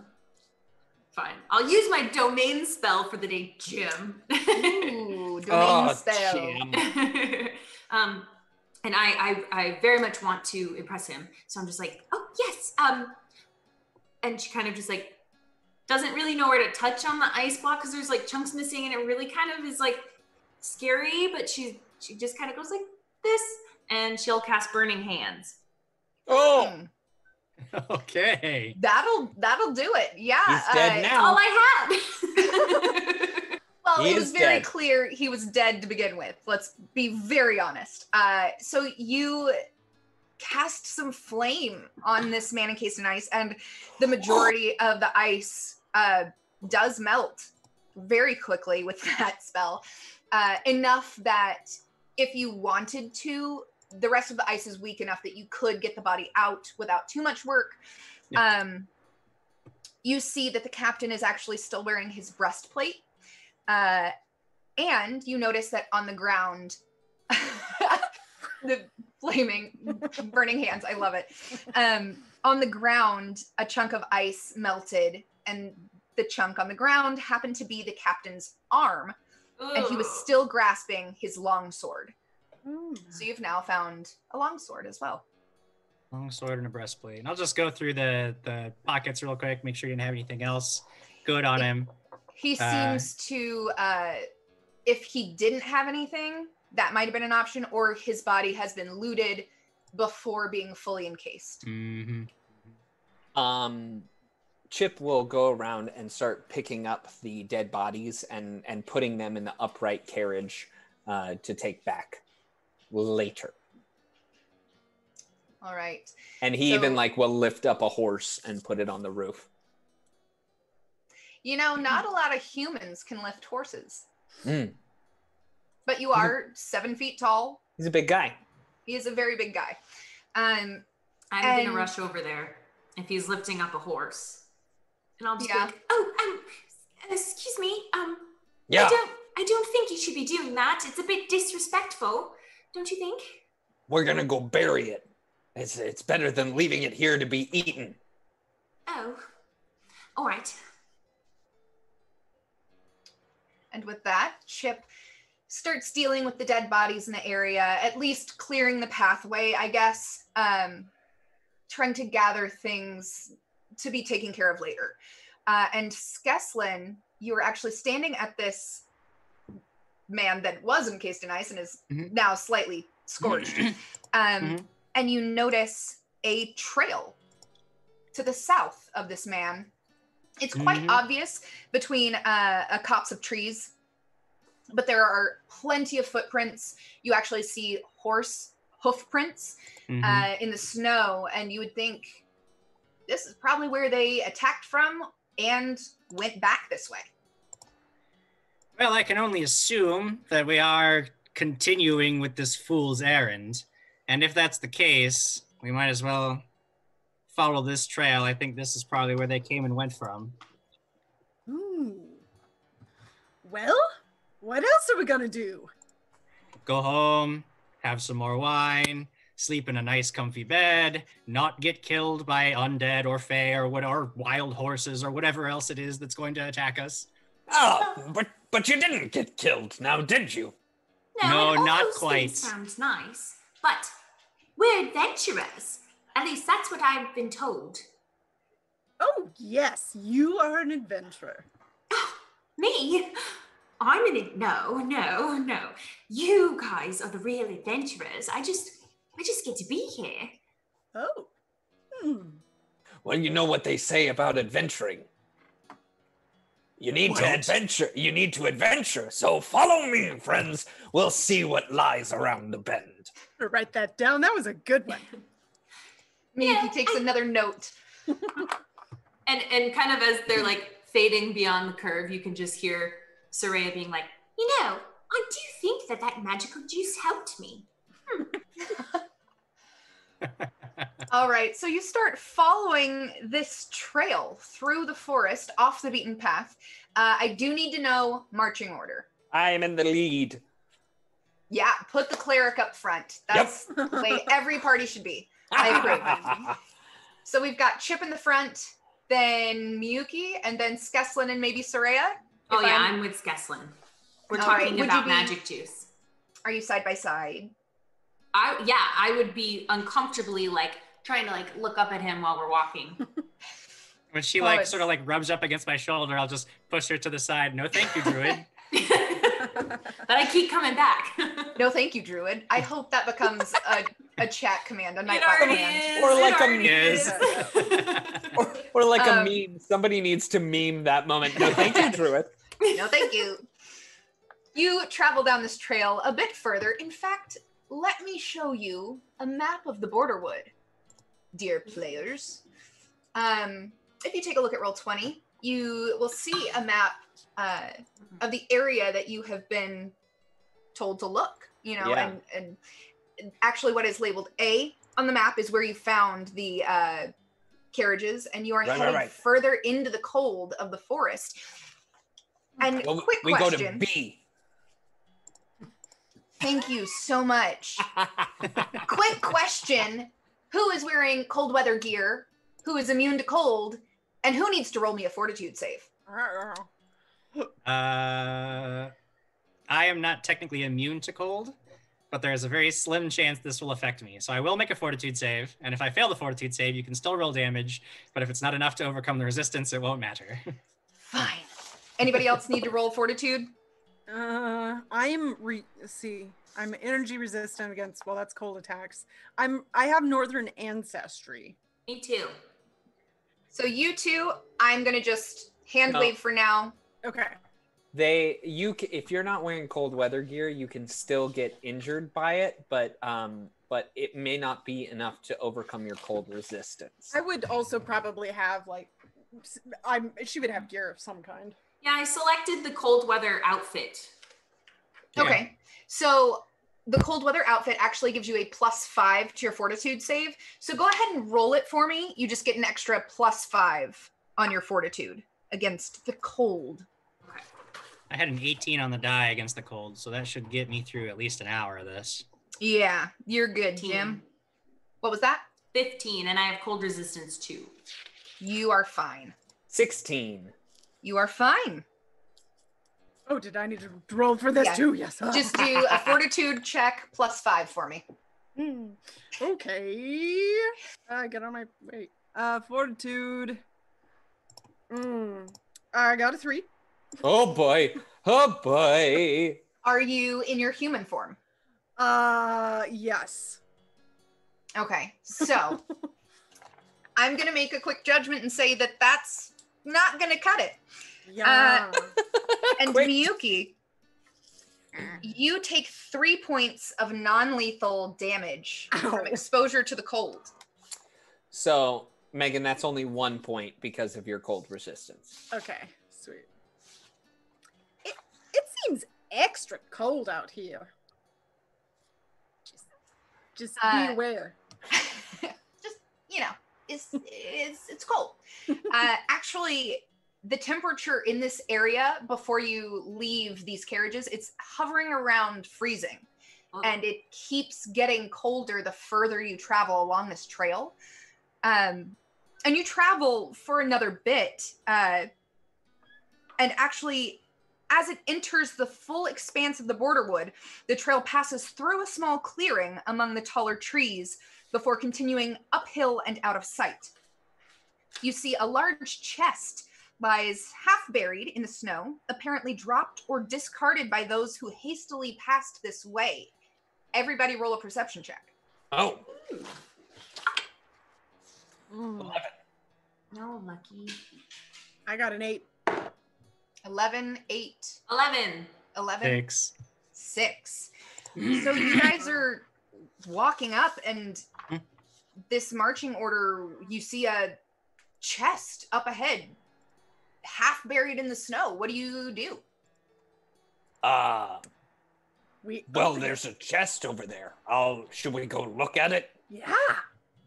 Okay. Always open chests. Yeah.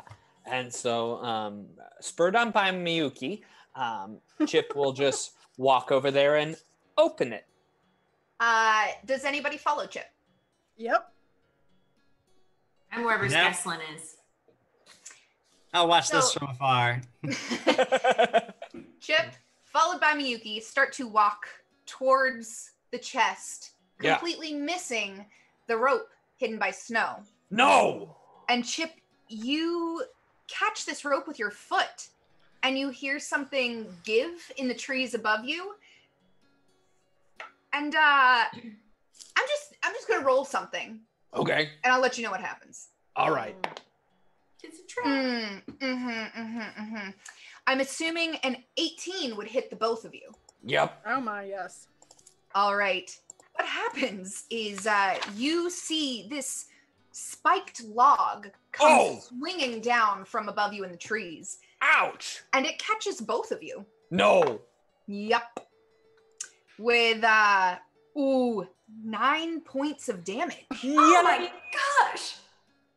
Well, that's more than Miyuki has. So yeah. Skeslin and Soraya, you see the two of them like, I'm gonna go look at the chest, and hear a rope snap, and this big log just come boom and knock the both of them. Chip, do you get up from this hit? Yeah. I'm groggily. I'm there, but I'm like, oh, that hurt. Hang on. But Miyuki does not get up. So he'll drink some more of his ale and be like, ah! And he'll channel. He gets both of us get 3 points back, and he'll channel again, getting 5 more points back. So a total of 8 hit points returned. Oh, awesome. Thank you. Am I taking this from 0, or is it from however many hit points I was down? It's from whatever you your were- total was at the time. So Okay, so however many you were down. I was at 8, Yeah. minus 1, so I'd be at 7. Okay. Yeah. Not too bad. Thanks. No.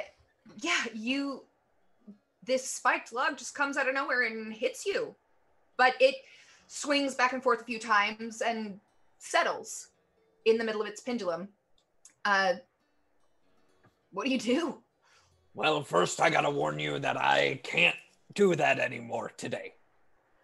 Right. The ale tub is out, so I gotta Well, restock. Thank you. And also, rude. This.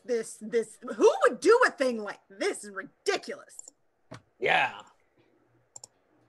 But that must mean there's good treasure in there, right? Well, go open it. We'll see. Okay. Oh, should we? No. Yeah. You know, maybe in light of the trickiness of our foes, I could try something first. Okay. I like this idea. If you would step back away from the chest, and I will get about 30 feet away from the chest, and I'll wait for them to back up just a moment, and then I will try, and if it's locked, it won't work, but I'll at least try to cast open on the chest. It is unlocked, and the chest does open. How far away are you when you do this?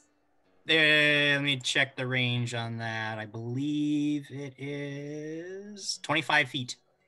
Okay, roll a quick perception check. Sure. 20, even. Dirty 20. You notice, even from that far away, there's nothing in that chest. Good. Wonderful. Much like our whole endeavor, danger for no gain. Here we are. Everybody else can also roll a perception check. Oh boy. Oh boy. 18. 11. 11. 21. Chip, it's you. As Skeslin's like, you know what? I'm done. This is awful. I hate it. You notice something sparkling from underneath the chest. Ah, but Skeslin, when you look, you have to use your eyes. He'll walk over to the chest and That's a good one. lift it up. You lift up the chest. It's a good thing you do, because you find buried underneath the chest 5 sets of leather armor. 3 sets of studded leather armor. Whoa. A masterwork chain shirt. 2 light wooden shields. Am I talking too fast? Uh-huh. How many light wooden shields? 2. 7 long swords. 2 spears. A masterwork dagger. And 3 light crossbows with 25 bolts. Oh, that's awesome. You would guess this is where all the armor and weapons from the guards back at the carriages went. Yeah. So I'll say, Wow, there's a trove of items here. If anybody would like any of these that would find it useful, you could take them now, and then we'll hide this chest and come back and get it later. I'd love a crossbow. Okay? There you go. Nothing, no thank you. I'll take the masterwork dagger if nobody's gonna claim it. So you guys dig through this treasure, decide to kind of hide it again, and come back for it later, right? yeah. But it seems like danger has passed for the moment. You keep traveling down the trail a bit further. It is getting later in the evening, and snow becomes increasingly deep in this part of the forest, where a windswept gully carves a path through a tree-covered ridge. A soft cascade of snow falls from an overhead branch, hissing softly as it strikes the ground. Everyone roll perception, please. Yep. There we go. That's a good 22. 22. 18. Dirty 20. I just rolled a natural 20, but it was outside of my box. Doesn't count. Oh, and if it's Ben, it doesn't count if it's outside the box.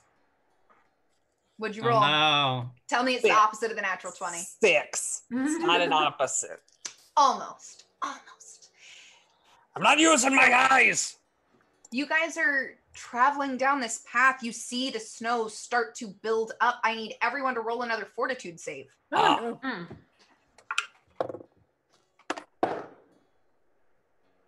24. 24. 17. 16. All right. 9. Pass. 9. Ooh, Miyuki. My goodness. Oh, no. You take 4 points of non-lethal damage. You're still in your human form, correct? Yeah, but I think she's gonna switch. That seems like the right idea. Yeah. Oh, goodness. So Miyuki seems to not be doing well with this cold, and it gets colder and colder the further you get into this forest, and it's getting darker, which means it's going to continue to get colder. You're traveling down this path, and you hear the snow falling from tree branches. Is there anything you're talking about? Is there anything you're doing as you travel? I mean, if no one else is talking, I'm definitely monologuing about nonsense. And Go ahead, Katie. No, if she's monologuing, Soraya is very interested in listening. I was just gonna say, Megan, I don't know if we've gone over non-lethal damage here, so I just want to make sure you're tracking it separately than your normal hit points, right? Okay. Yeah. I mean, yes. Yes. So non-lethal you track separately, and you can never die from non-lethal. Okay. I learned that lesson in a very bad way, because I let a character die thinking non-lethal could kill me. I won't put you through that. Okay. So keep it separate, and when your current hit points and the non-lethal you've taken, the damage you've taken equal, you go unconscious, but you won't die. I see. Okay. So you guys are chatting. Snow's kind of starting to drizzle down from the trees. Everyone. What? Sorry, go ahead. I was gonna say, what time of day are we looking at? You mentioned it's getting darker. Is it? It is getting darker. You are probably around 4 in the afternoon at this point. We You got left mid-morning, but you would think that within a forest, it's going to get darker earlier, because obviously, and you aren't sure if the winter is going to affect the sun as well. You aren't sure how far whatever is happening reaches. Well, much like the cold, the darkness doesn't bother me. I don't know how the rest of you fare in it, though. I'm a human, so I'm just it doesn't. I can't see in the dark. I need some sort of light. Okay. I guess light. It's 4 in the afternoon. I don't think that really works right now, but I appreciate it. Oh, of course, yes. Well, if anyone needs any light, I have light. Soraya's just trying to be an adventurer like her party members. She's trying so hard that she doesn't notice something jump out of the trees to attack her. I need everyone to roll initiative. I got a good initiative. That's way better. Let's just put on some battle music first. How about 18. that? What was that? 18. 18 for Soraya. 13 for me. 13 for Skeslin. Chip. 14. 14. Miyuki. I got a dirty 20. Dirty 20. Well, none of you noticed what was causing the snow to fall from the trees. And You look up, and this creature jumps out of the trees and pounces on Soraya. Oh. And is going to attempt to grab her. Mercy! Well, it's a 10 on the die. Let's see what it's going to be a total. Ooh, 19 to grab you. Oh. Yep. Wow. So this thing jumps from the trees, lands on Soraya, and grabs her. What you guys see at first, this serpentine creature has the head of a ferocious dragon and 2 relatively small forearms that end in tiny claws. Oh. That's what you see at first glance. Yeah, that's a cute version of it, I guess. This thing is much more terrifying, I hope. And since that's the surprise round, and I rolled the highest initiative, I'm gonna go again. Oh, and with this, it has you grappled, Katie, and it attempts to rake you with its claws. Oh, yeah, you are a dead adventurer. All right, the first, 19 on the die. That's a 24 for the first rake. And an 18 makes it a 23 for the second. I'm going to assume those both hit. Yes. Let's see how this damage works. Can I use my mercy to reduce it? You sure can. I'll give you the total, and then you can do with that. It's not gonna really help. You got minimum damage. You're only going to take 6 points from the 2 rakes combined. Oh my gosh. Wow. So 5 from... Yikes. Good use of the mercy. Hopefully it keeps you alive. Oh. And it is Miyuki's turn. You see this dragon-ish serpentine creature jump from the trees and attack Soraya and attempt to claw her apart. Okay. What do you do? I want to turn and look at turn and look at this creature and just look it right in the eyes as much as I can. And I'm going to try to use Unwitting Ally. And I just want to talk at it. I'm going to say, the earthquake rumbled and mumbled and grumbled, and then he bumped and everything tumbled, bumpity thump, bumpity bump, houses and places all in a lump. And that is how I'm going to turn him to our side. Ooh, all right. Do I need to roll a save for you? Yes, it's a DC 14. DC 14 will save, yes? Yes. Oh, so close. 16. Ah, so close. Yeah. So, man. So close. She's very confident, though. Do you do anything else? You can move. Yeah, I move back away from it as much as possible while still looking very intimidating. Of course. Retreating always looks intimidating in battle. It does. Yes. It is Soraya's turn. Soraya, you are currently grappled by this creature and being torn apart. Yep. I would like to attempt to free myself from the grapple. All right, let's give it the good old try, huh? What do I add? Would you like to do an escape artist or a strength check? I'm a druid.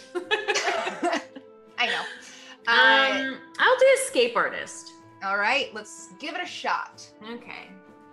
Be good. Ooh, nope. It's a 10. Not gonna do it. Okay. So this thing continues to grapple you. Is there anything you want to do while being held? I can't concentrate and cast a spell while being grappled, can I? It's really hard. Yeah. It's really hard. But it is possible, right? It is possible, but it requires a concentration check. The problem is that trying to escape a grapple is a standard action. So you can't cast a spell this round. Got it. Okay. You can draw like a light weapon, like a dagger or a knife or something, or you could move. I don't know. Is this creature? How big is this creature that's on her? This is a medium-sized creature. It is never mind. You can't move. 6 feet long. Yeah, I will say, if it is helpful, since I am kind, it has you grappled over one shoulder and at your waist, so your arms are free. but it's just got you. Yeah. So if you want to draw something, you can. If you want to yell out for help, you can, but casting will be next turn. Yep, I'm good. All right. We move on to Chip's turn. Chip, you'll move. So Chip will look at Miyuki and said, You said rumble, right? Yes. and then he'll look over to the creature and say, Not the little lass. and he'll slam on his chest, and suddenly this 7 foot tall creature, this man, he becomes 14 feet tall, and he is very, very large, and he just, Not the little lass, and he steps over right next to her as I've cast Enlarge Person upon myself. All right. A big guy becoming bigger and moving up to the combatant. Wow. Skeslin, what do you do? Skeslin sees, he was talking to the druid, no doubt, while she was walking along, and then all of a sudden this thing just like leaps out of the darkness, grabs onto her. He's got the bottle of wine halfway to his lips, and he just sort of like freaks out. He's like, oh, piss buckets! He takes a huge chug as part of casting his spell, and then spits at this lizard creature, and I need a reflex save. A reflex save, eh? How's a 10 gonna do me? That is a failure. So you Oh. are entangled by what is essentially a magical Tanglefoot bag. You take a -2 penalty to attack rolls. You have a -4 penalty to your dexterity, and you are glued in place and can't move. Ooh. Glued in place, can't move. What was the negative to my attacks? -2 to attacks, yeah.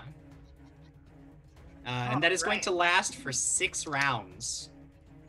6 rounds. Do you do anything else? Yeah, I back up a little bit, and that's about it. I just take a 5-foot step back away. And that's all I got. Okay. So you all, except for Chip. Chip moves forward, but Miyuki and Skeslin back away from this thing. Even though it is pinned where it stands. Slithers. What does a serpentine creature do? Nevertheless, this thing still has Soraya grappled. And with its turn, it looks... But I am right next to it. You are right next to it, so I think you'll get an attack of opportunity, but I want this to play out first. Okay. Soraya, it's got you from behind, and it leans its head forward, and its breath is like blue mist, and it breathes into your face, and I need a fortitude save. Ooh! Would this be an attack that deals cold damage? Let's double check that. No. Okay. Bummer. Right. Fortitude. Ooh, okay. 17. 17. You breathe this breathy mist in, and you feel a drain of strength, but you rally yourself, and you're able to brush it off. No effect takes hold. But Chip, you do get an attack of opportunity. Let's go ahead and deal with that. I'm going to rip it off of her. You're going to rip it off of her, is what I heard. Yeah, yes? yeah. I'm going to grapple and rip it off of her. I'm going to grapple the grappler. Okay, let's do this. Yeah. Grapple this thing. No! That's a 9. Ooh, not gonna do it. So we move on to Miyuki's turn. Miyuki, you have backed up. What you gonna do now? Okay. Now I want to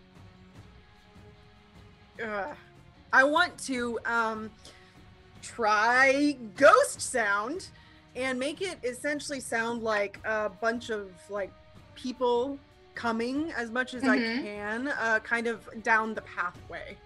From behind you or from the opposite direction? From behind me. Okay. So you cast Ghost Sound, and you see this creature look up in the direction. Yeah. But it stays grappled onto Soraya. It doesn't seem like it's going to let go for anything at this point. Okay.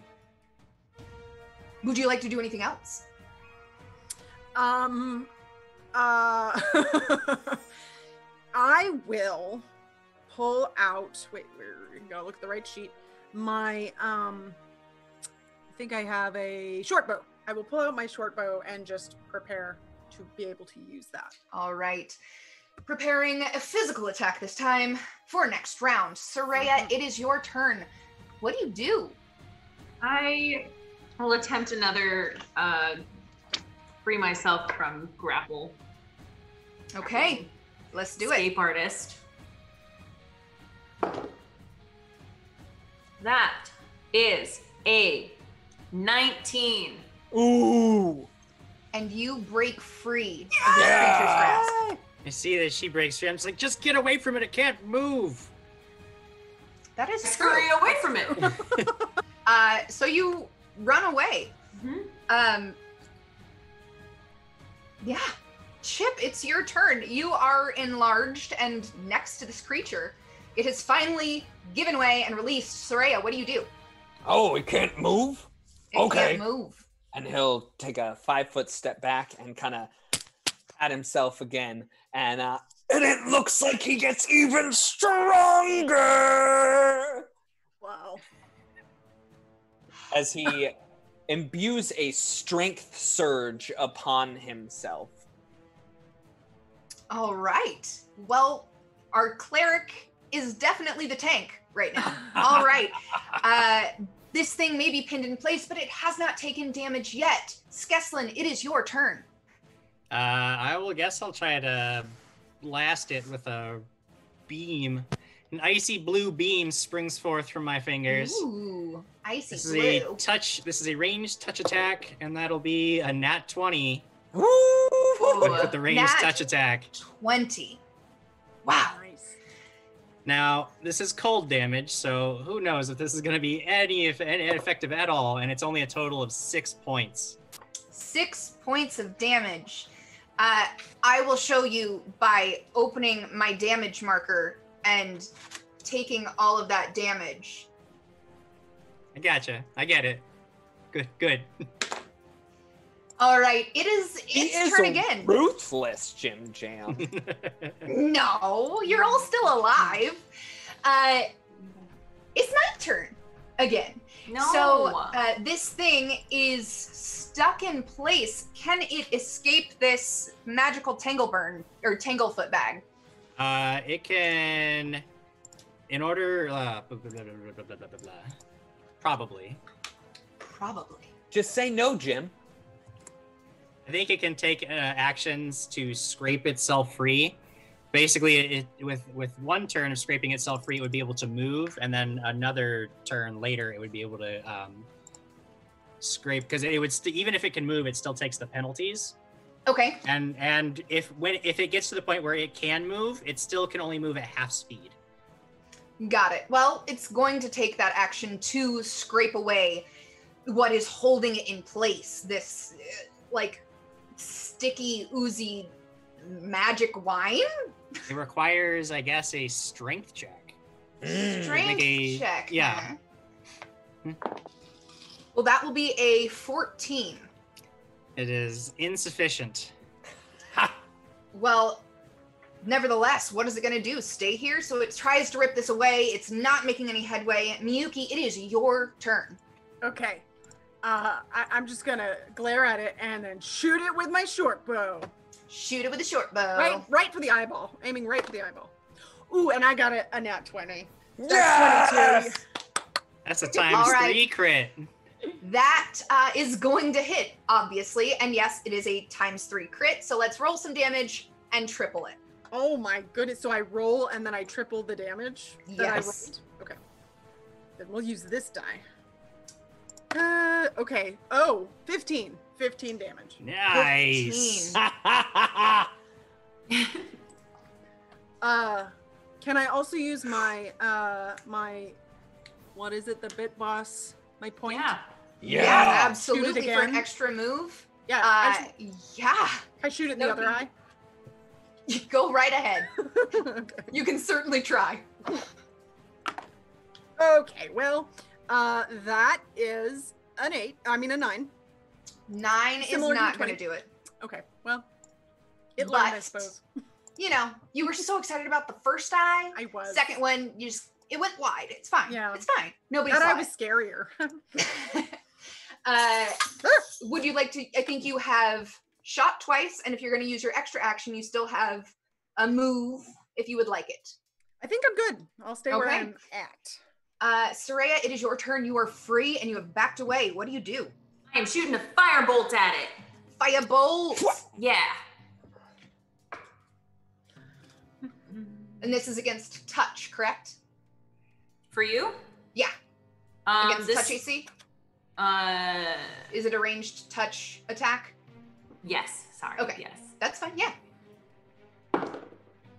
Ooh, that's a 19 on the die plus 2 for 21. Yeah, that'll do it. Ooh. Let's roll some damage. Woohoo. That's gonna be 5 points of damage. Yeah, 5 points. I got a damage. And Soraya raises her hand and shoots this bolt of fire at this creature. And it lets out one final shriek and falls. Oh, yes! Ah! I think to let myself deal with the tragedy of my creature dying, we might read some comments. Oh. Okay. If you guys have anything to say about how everybody's playing. I'm getting Type in lots of chat. congratulations for getting out of the grapple and then killing the thing. You Yeah, got him. I was a little worried about you. Not gonna lie. Yep. Me too. Well, I don't think I agree with Crossbear 18 here, but they say, Jamie, we're starting to run out of time. You need to get to the part where there's a TPK. Nah. I am doing my best, guys. Sometimes the dice just don't want the TPK as much as you do, okay? I'm working on it. I mean, I don't want them. So Fragile Vessel said, "Am I the only one that laughed when Katie ate a chip as it became Chip's turn?" Oh, wow.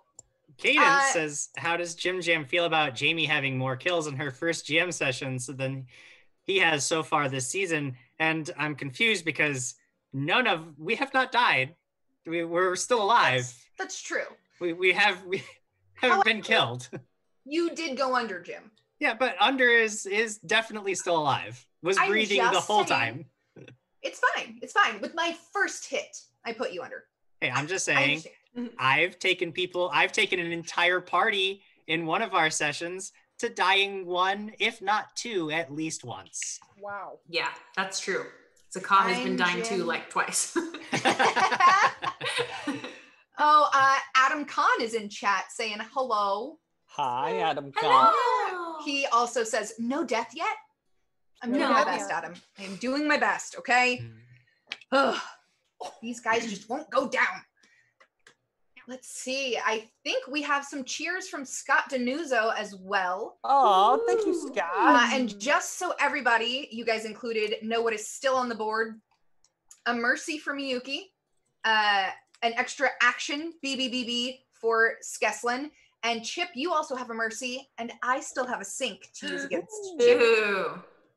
So, Well, I used some really cool stuff to buff me up really, really well so that I could grab onto this creature, and then it didn't matter. yeah, you just got massive, and then Soraya was like, no, I got this. But I will say that I just got the BBBB from Scott Denuzzo. So thank you, Oh. Scott. I don't like that. I don't want you to have it. Yeah. Fine, it's fine. So Soraya looses this firebolt and kills this creature. And she's in complete shock that this thing just like fell, and she goes, "Whoa!" You guys, that was totally amazing! Did you see that? It had me, it was like, oh, and it had me around it, and then I just like, whoa, and then I got away from it, and then I just, boom, and I hit it with a firebolt, and did you see that? We told you were an adventurer just like us. And you see that Chip at 14 feet tall is just like, and he's stomping his feet, and it's like shaking the trees and stuff like that. But he's just really into it, just like you are. See, Skeslin is just standing behind all of you, and he's got this now empty wine bottle in his hand. He's like, "Are you people insane? We are going to die." I mean, he has a point. Yeah, well, I mean, technically, we're all gonna die. I mean, unless you pass the test of the Starstone and become a god, that would make you, well, I guess now. Why don't we go do that too while we're at it? We're adventurers. Let's go pass the test of the Starstone and we'll be gods. Hey, Caden Killian did it without even remembering. Good for him. And I mean, even if you do, okay. I mean, Go ahead. as long as you have more of that magic juice, I think I'll be able to do anything. I just like chuck the empty bottle as hard as I can into the forest. It's gone. There goes the magic juice. Oh no. Does this mean I'm not an adventurer anymore? What are we doing? What time of day is it at this point? It has gotten a little bit darker. You're nearing about 5. It's coming on dinner time soon. Well, we're looking for Argentina, and we need to Argentina, right? Argentea. Argentea. I was like, you're not looking for a whole country, hon. Don't cry for me, Argentea. Yes, musical theater references. Well, let's we could set up camp and start a fire and feel as warm as we can. That sounds so pleasant. I think we should do that. I've read about that. That's what adventurers do at nighttime, yes? Yeah. Then we should do that. Yeah. Yes. I agree. So you decide to set up camp. It doesn't take long to find. Roll a survival check, you guys, to find a safe location. That's not my specialty. Well, then why'd you come out into the forest? I didn't want to. 22. 22. 25. 7. Soraya, you're used to being out in nature. You find a beautiful little copse of trees that looks like it would provide some protection. Have your back against one side of the trees at least, with only one opening leading into it, really. Looks safe to set up camp. Hey, you guys, I know this is my first day and everything, but I think I found the perfect spot. Come look. Oh, well, yeah. And you see that Chip has already collected I'm using my survival check, Jamie, to say he's gotten a bunch of wood and is carrying it along with him for a fire. I'm glad that you decide what your survival check does. I had a 22. I will let it happen this once, but it's fine. It's fine. All right. You get some firewood. 14 foot tall. He's just picking up trees and putting them, No! They're downed trees. They're already, yeah. And go ahead.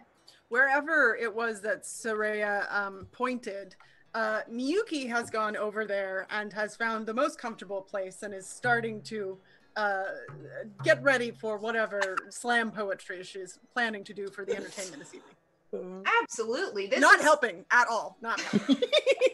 You are bringing joy to your party members. Hopefully it will make them work faster and provide you shelter sooner. I Yes, get it. indeed. Can I have Skeslin, Chip, and Soraya make a perception check, please? 11. Dirty 20. What was that, Jim? 10. Soraya, you step into this little opening in the trees. You know, like, this is it. This is the safe place to be. And you look up in one of the trees over to your right, and you see feathered bundles and strange fetishes hanging from the lowest branches of the tree, swaying and shifting in the wind. They're all stuck through with small pins holding pieces of leather bound around them. Guys, I see something up there. Come look. What is it? And as you approach, it's pretty easy to see what it is. It's actually frozen corpses of crows that are pierced with very, very small arrows. Oh, no.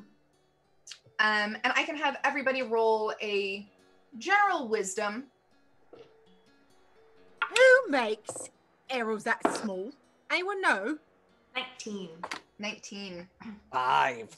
13. 13 for Soraya. You're trying to calm everybody down. Like, it's okay. You think that this is simply a way that whatever is in this area is just trying to say, you know, we can take them, but it's like a warning in a way, but you still think that this area is safe. You don't think that they would put this here and still be in the area. You think this is them, like, putting their mark on an area before they leave. Well, I'm not sure what this is, but it doesn't feel like there's anything too threatening currently around us. It is a bit scary. Can I detect magic? Absolutely. Where are you focusing? On the objects themselves, on the crows themselves. You do not detect magic on the crows. Okay. Do you guys still think this is the right place to set up camp? Yeah. Not when you phrase it like that. No, honestly, I mean, Soraya seems very secure in the fact that this should be a safe place, but there are dead birds hanging from a limb of a tree. I mean, how would you guys feel about that? Are they edible? I mean, everything's edible if you try to eat it, right? Right. There are things you should not eat. No, let's don't write that down, anyone. Why don't you try to live for the moment and just eat these? Absolutely not. Let's eat the birds. Yes. Oh, you want me to reach up there and grab them? I don't know. We're living for the moment. I think that he was being sarcastic. It's just a thought. I could be entirely wrong. I'm just hungry. What is sarcastic? Oh, it's kind of like a lie. Kind of, but it's funny. Oh, he would never lie to us. He's our friend. Friends never lie. For sure. Chip's gonna take down one of the crows. Chip, you get that bird down. And does it look like it'd be good to eat? It looks like a frozen dead crow. Roll a survival check. 17. You think with cooking, you'd be fine. Roll? You don't have knowledge nature, do you? No. All right. It looks like with cooking, the bird would be fine. It doesn't appear that anything has really happened that would affect you eating it. Okay. So he'll start pulling them down and plucking them and like, Well, I mean, you're very attuned with nature, and you know the cycle of life, that if nature giveth and nature taketh away. And so I I'm gonna eat this bird. Right. We shouldn't waste anything, right? That was my point. Well. It's here. Seems like the thing that left it here was just using it as a something to ward off predators when really they're wasting it. Well, I won't partake, but you are right. They were already dead. It's just a shame, and I feel like we should bury them, but if that's what adventurers do... I'll bury the bones. That's such a good compromise. I like that. Well, fine then. So Chip, you begin preparing to cook these birds, thaw them, and then cook them, I guess. You've already started a fire. You've set up camp a little bit. I will need another fortitude save. But we're by a fire. For the time to get here. Don't worry. I'm not going to... Well, I might kill you with cold damage. 23. You're fine. 15 total. 15? You pass. 20. Dirty 20. Dirty 20 for Miyuki. Finally back in fox form. She passes. I got a 19. You all pass. So it seems like this fire should be doing more to stave off the cold, but it's not cutting through quite like you want it to. None of you take damage. It's just, it seems like it's getting colder and colder the deeper you go into this forest. And you're sitting around the fire. Miyuki's performing. Soraya is wondering about magic juice and these poor crows. Skeslin is regretting everything in his life. And I need everyone to roll a perception check. 22. Oof. 24. 21.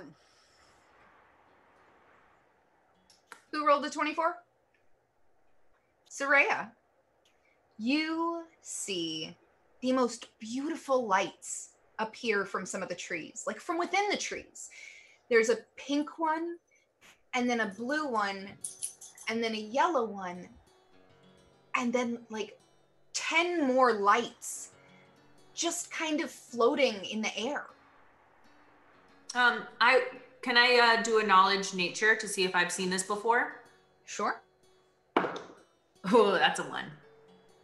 You have no idea what this is. It's maybe you do know what it is, but it's too pretty to care at this point. This is gorgeous. I mean, it's kind of like Christmas lights poking through the backside of a tree with like flocking on it. It's absolutely stunning. Whoever I'm sitting next to, I would... Wow. Do you see that? Have you ever seen something more beautiful in your whole life? She's just hitting a tree. I mean, maybe the trees are her friends, okay? But she says, have you seen anything more beautiful in your life? As an arrow flies through the air, aimed for Chip. Oh boy. Ooh. I'll just roll that real quick. Ugh, Yep. It's a miss, but we do need initiative. Yeah. Ah! Oh boy. Ooh, that's a 7. 7. 6. 6. Woof. 19. 19 for Miyuki. You could Chip. put me all the way at the end with a 2. Oh no. I rolled That my bad? first natural 1. That was only the first? Uh-huh. My goodness. Well, these beautiful lights still dance above you.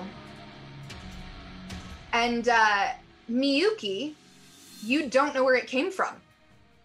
But it is your turn. Okay. Okay. I have low light vision. So if I want to, I assume we're kind of in like a copse of trees, I suppose, right? So if I can go kind of around where these lights are, just so I can see if I can see anything behind them? Sure. So you just want to circle around to the backside of the lights that are floating. Mm-hmm. Would you be facing everybody else or facing away? Facing away. Facing away. Roll a perception check. Okay. That is a 23. 23. You don't see anything. Okay. Will that count as my full action, or can I still do something? You can still do something. Okay. I would like to use dancing lights and send my dancing lights back where the lights that they are doing, or whoever it is happening. I want to send them way back to where I think maybe someone else could be, and just see if I can confuse them or light something up. Or Okay, so you send it back into the trees, like at your eye level, pretty much. Yes. To see. You still don't see anything back there. Okay. That is what I will do. But it is my turn now, and 2 more shots coming in at Soraya and Skeslin. 12 on the die for the first one for Skeslin. Oh boy. I didn't think it was going to happen. But Ben, what would, I don't know if it's going to focus, what would this beautiful symbol mean on my D20? Natural 1. No, that's what the 1 is. It's a natural 20. It's a natural 20 on the shot on I'm Soraya. mad because you said Soraya and Skeslin, and then you rolled for Skeslin first. So technically that one should be for him. Well, I've already made him unconscious today, so just trying to spread the love. Okay. Conscious love. I just get darted. Well, to be fair, Jamie, you had said you had a total of 12 for me, yes? Will that hit? Well, I haven't acted yet, so I would be flat-footed. So yes, it would. Yeah. Well, yay. I hit both of you. So we'll do Skeslin first again. That's going to be 1 point of damage. Okie dokie. And then I need a fortitude save. 11. Oh boy. 11. Matches the DC, so you're fine. Oh. And then Soraya, 1 point again of damage, and then a fortitude save, please. Mm-hmm. We're gonna die. Would this be against, would this be a cold attack? It is a cold attack. Sweet. Is it cold damage that was dealt? No, it is not Okay. cold damage, Okay. Oh, it's not cold damage. but it is a cold attack. I'll let it count for this because I think it should. Okay. So then I'm adding 1. Oof. Okay, that's an 11 plus 6, so 17. You're fine. And you hear some giggling from up in the trees. And you realize these arrows are not coming in like at your level. They're coming in from above. Oh. And these arrows, you take a look now that they've actually struck you. They're not normal medium-sized arrows. These are tiny, little baby arrows. And that's when you see the third of these creatures come flying by Miyuki and casts color spray at you, Miyuki. Oh. I need a will save. You better Oh, make my. this. You color spray is rough. Oh man. Okay. Oh man, I got a 5. Oh. Is that with your will bonus? Yes, it is. Okay, well, I have a mercy. What does that give me? a vivid cone of clashing colors springs forth from this creature's hand, causing you, I believe, because you're all level 1, you are unconscious, blinded, and stunned for 2d4 rounds. Wow. Wow. Okay. That's So- powerful stuff. That's 3 rounds total for you. Yikes. But it flew in, cast color spray, and now this creature is standing right where Miyuki falls. Great. Wow. It is Soraya's turn. Soraya, what do you do? I just stand up and I say, "Hey, stop it!" And I say that in Sylvan. In Sylvan, huh? Oh, very interesting. And it kind of cocks its head at you. And you get a good look at it, and it is definitely a small humanoid figure with very long pointed ears, light see-through wings, but they have a bow in one hand, and they are just like buzzing around, giggling, casting these spells and shooting their bows. I would like to say, that's not very nice of you to sneak up on a bunch of adventurers and attack us. Now enough of your silly games. And I would like to try to use diplomacy to... Diplomacy, huh? Roll that diplomacy for me. 17 plus 8. 25. All right. You don't know what happens yet, but you've tried diplomacy. Skeslin, it is your turn. Right. I'm actually just going to hold. I want to see if her words have any effect here. So I'm just going to hold my action. It's your turn. I don't know what she said. That's true. But you heard her talk. Okay. I will ready an action that if... I guess I'll hold my action as well. Hold your action. Miyuki, it is your turn. You are unconscious. All right. You're not going to make a saving throw or anything. You're just unconscious. You're fine.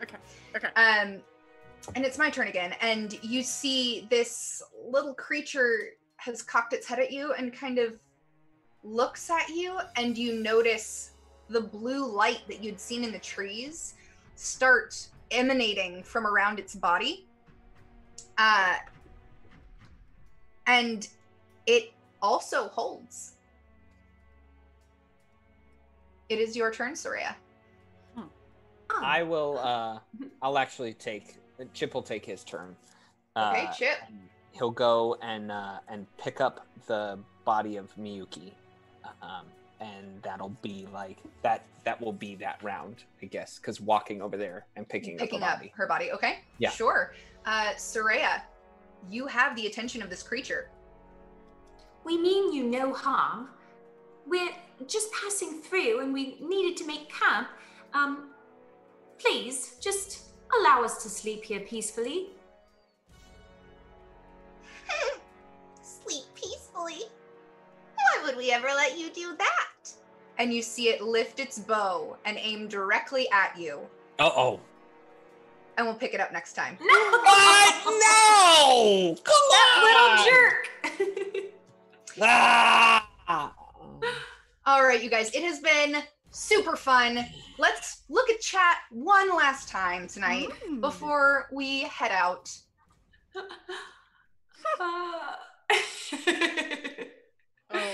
Scott Tenuzo is saying he's out of wine, so he's going home.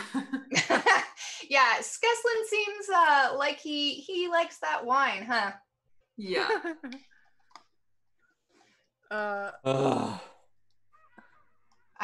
Where was that one? Oh, Dark Knight saying death from above.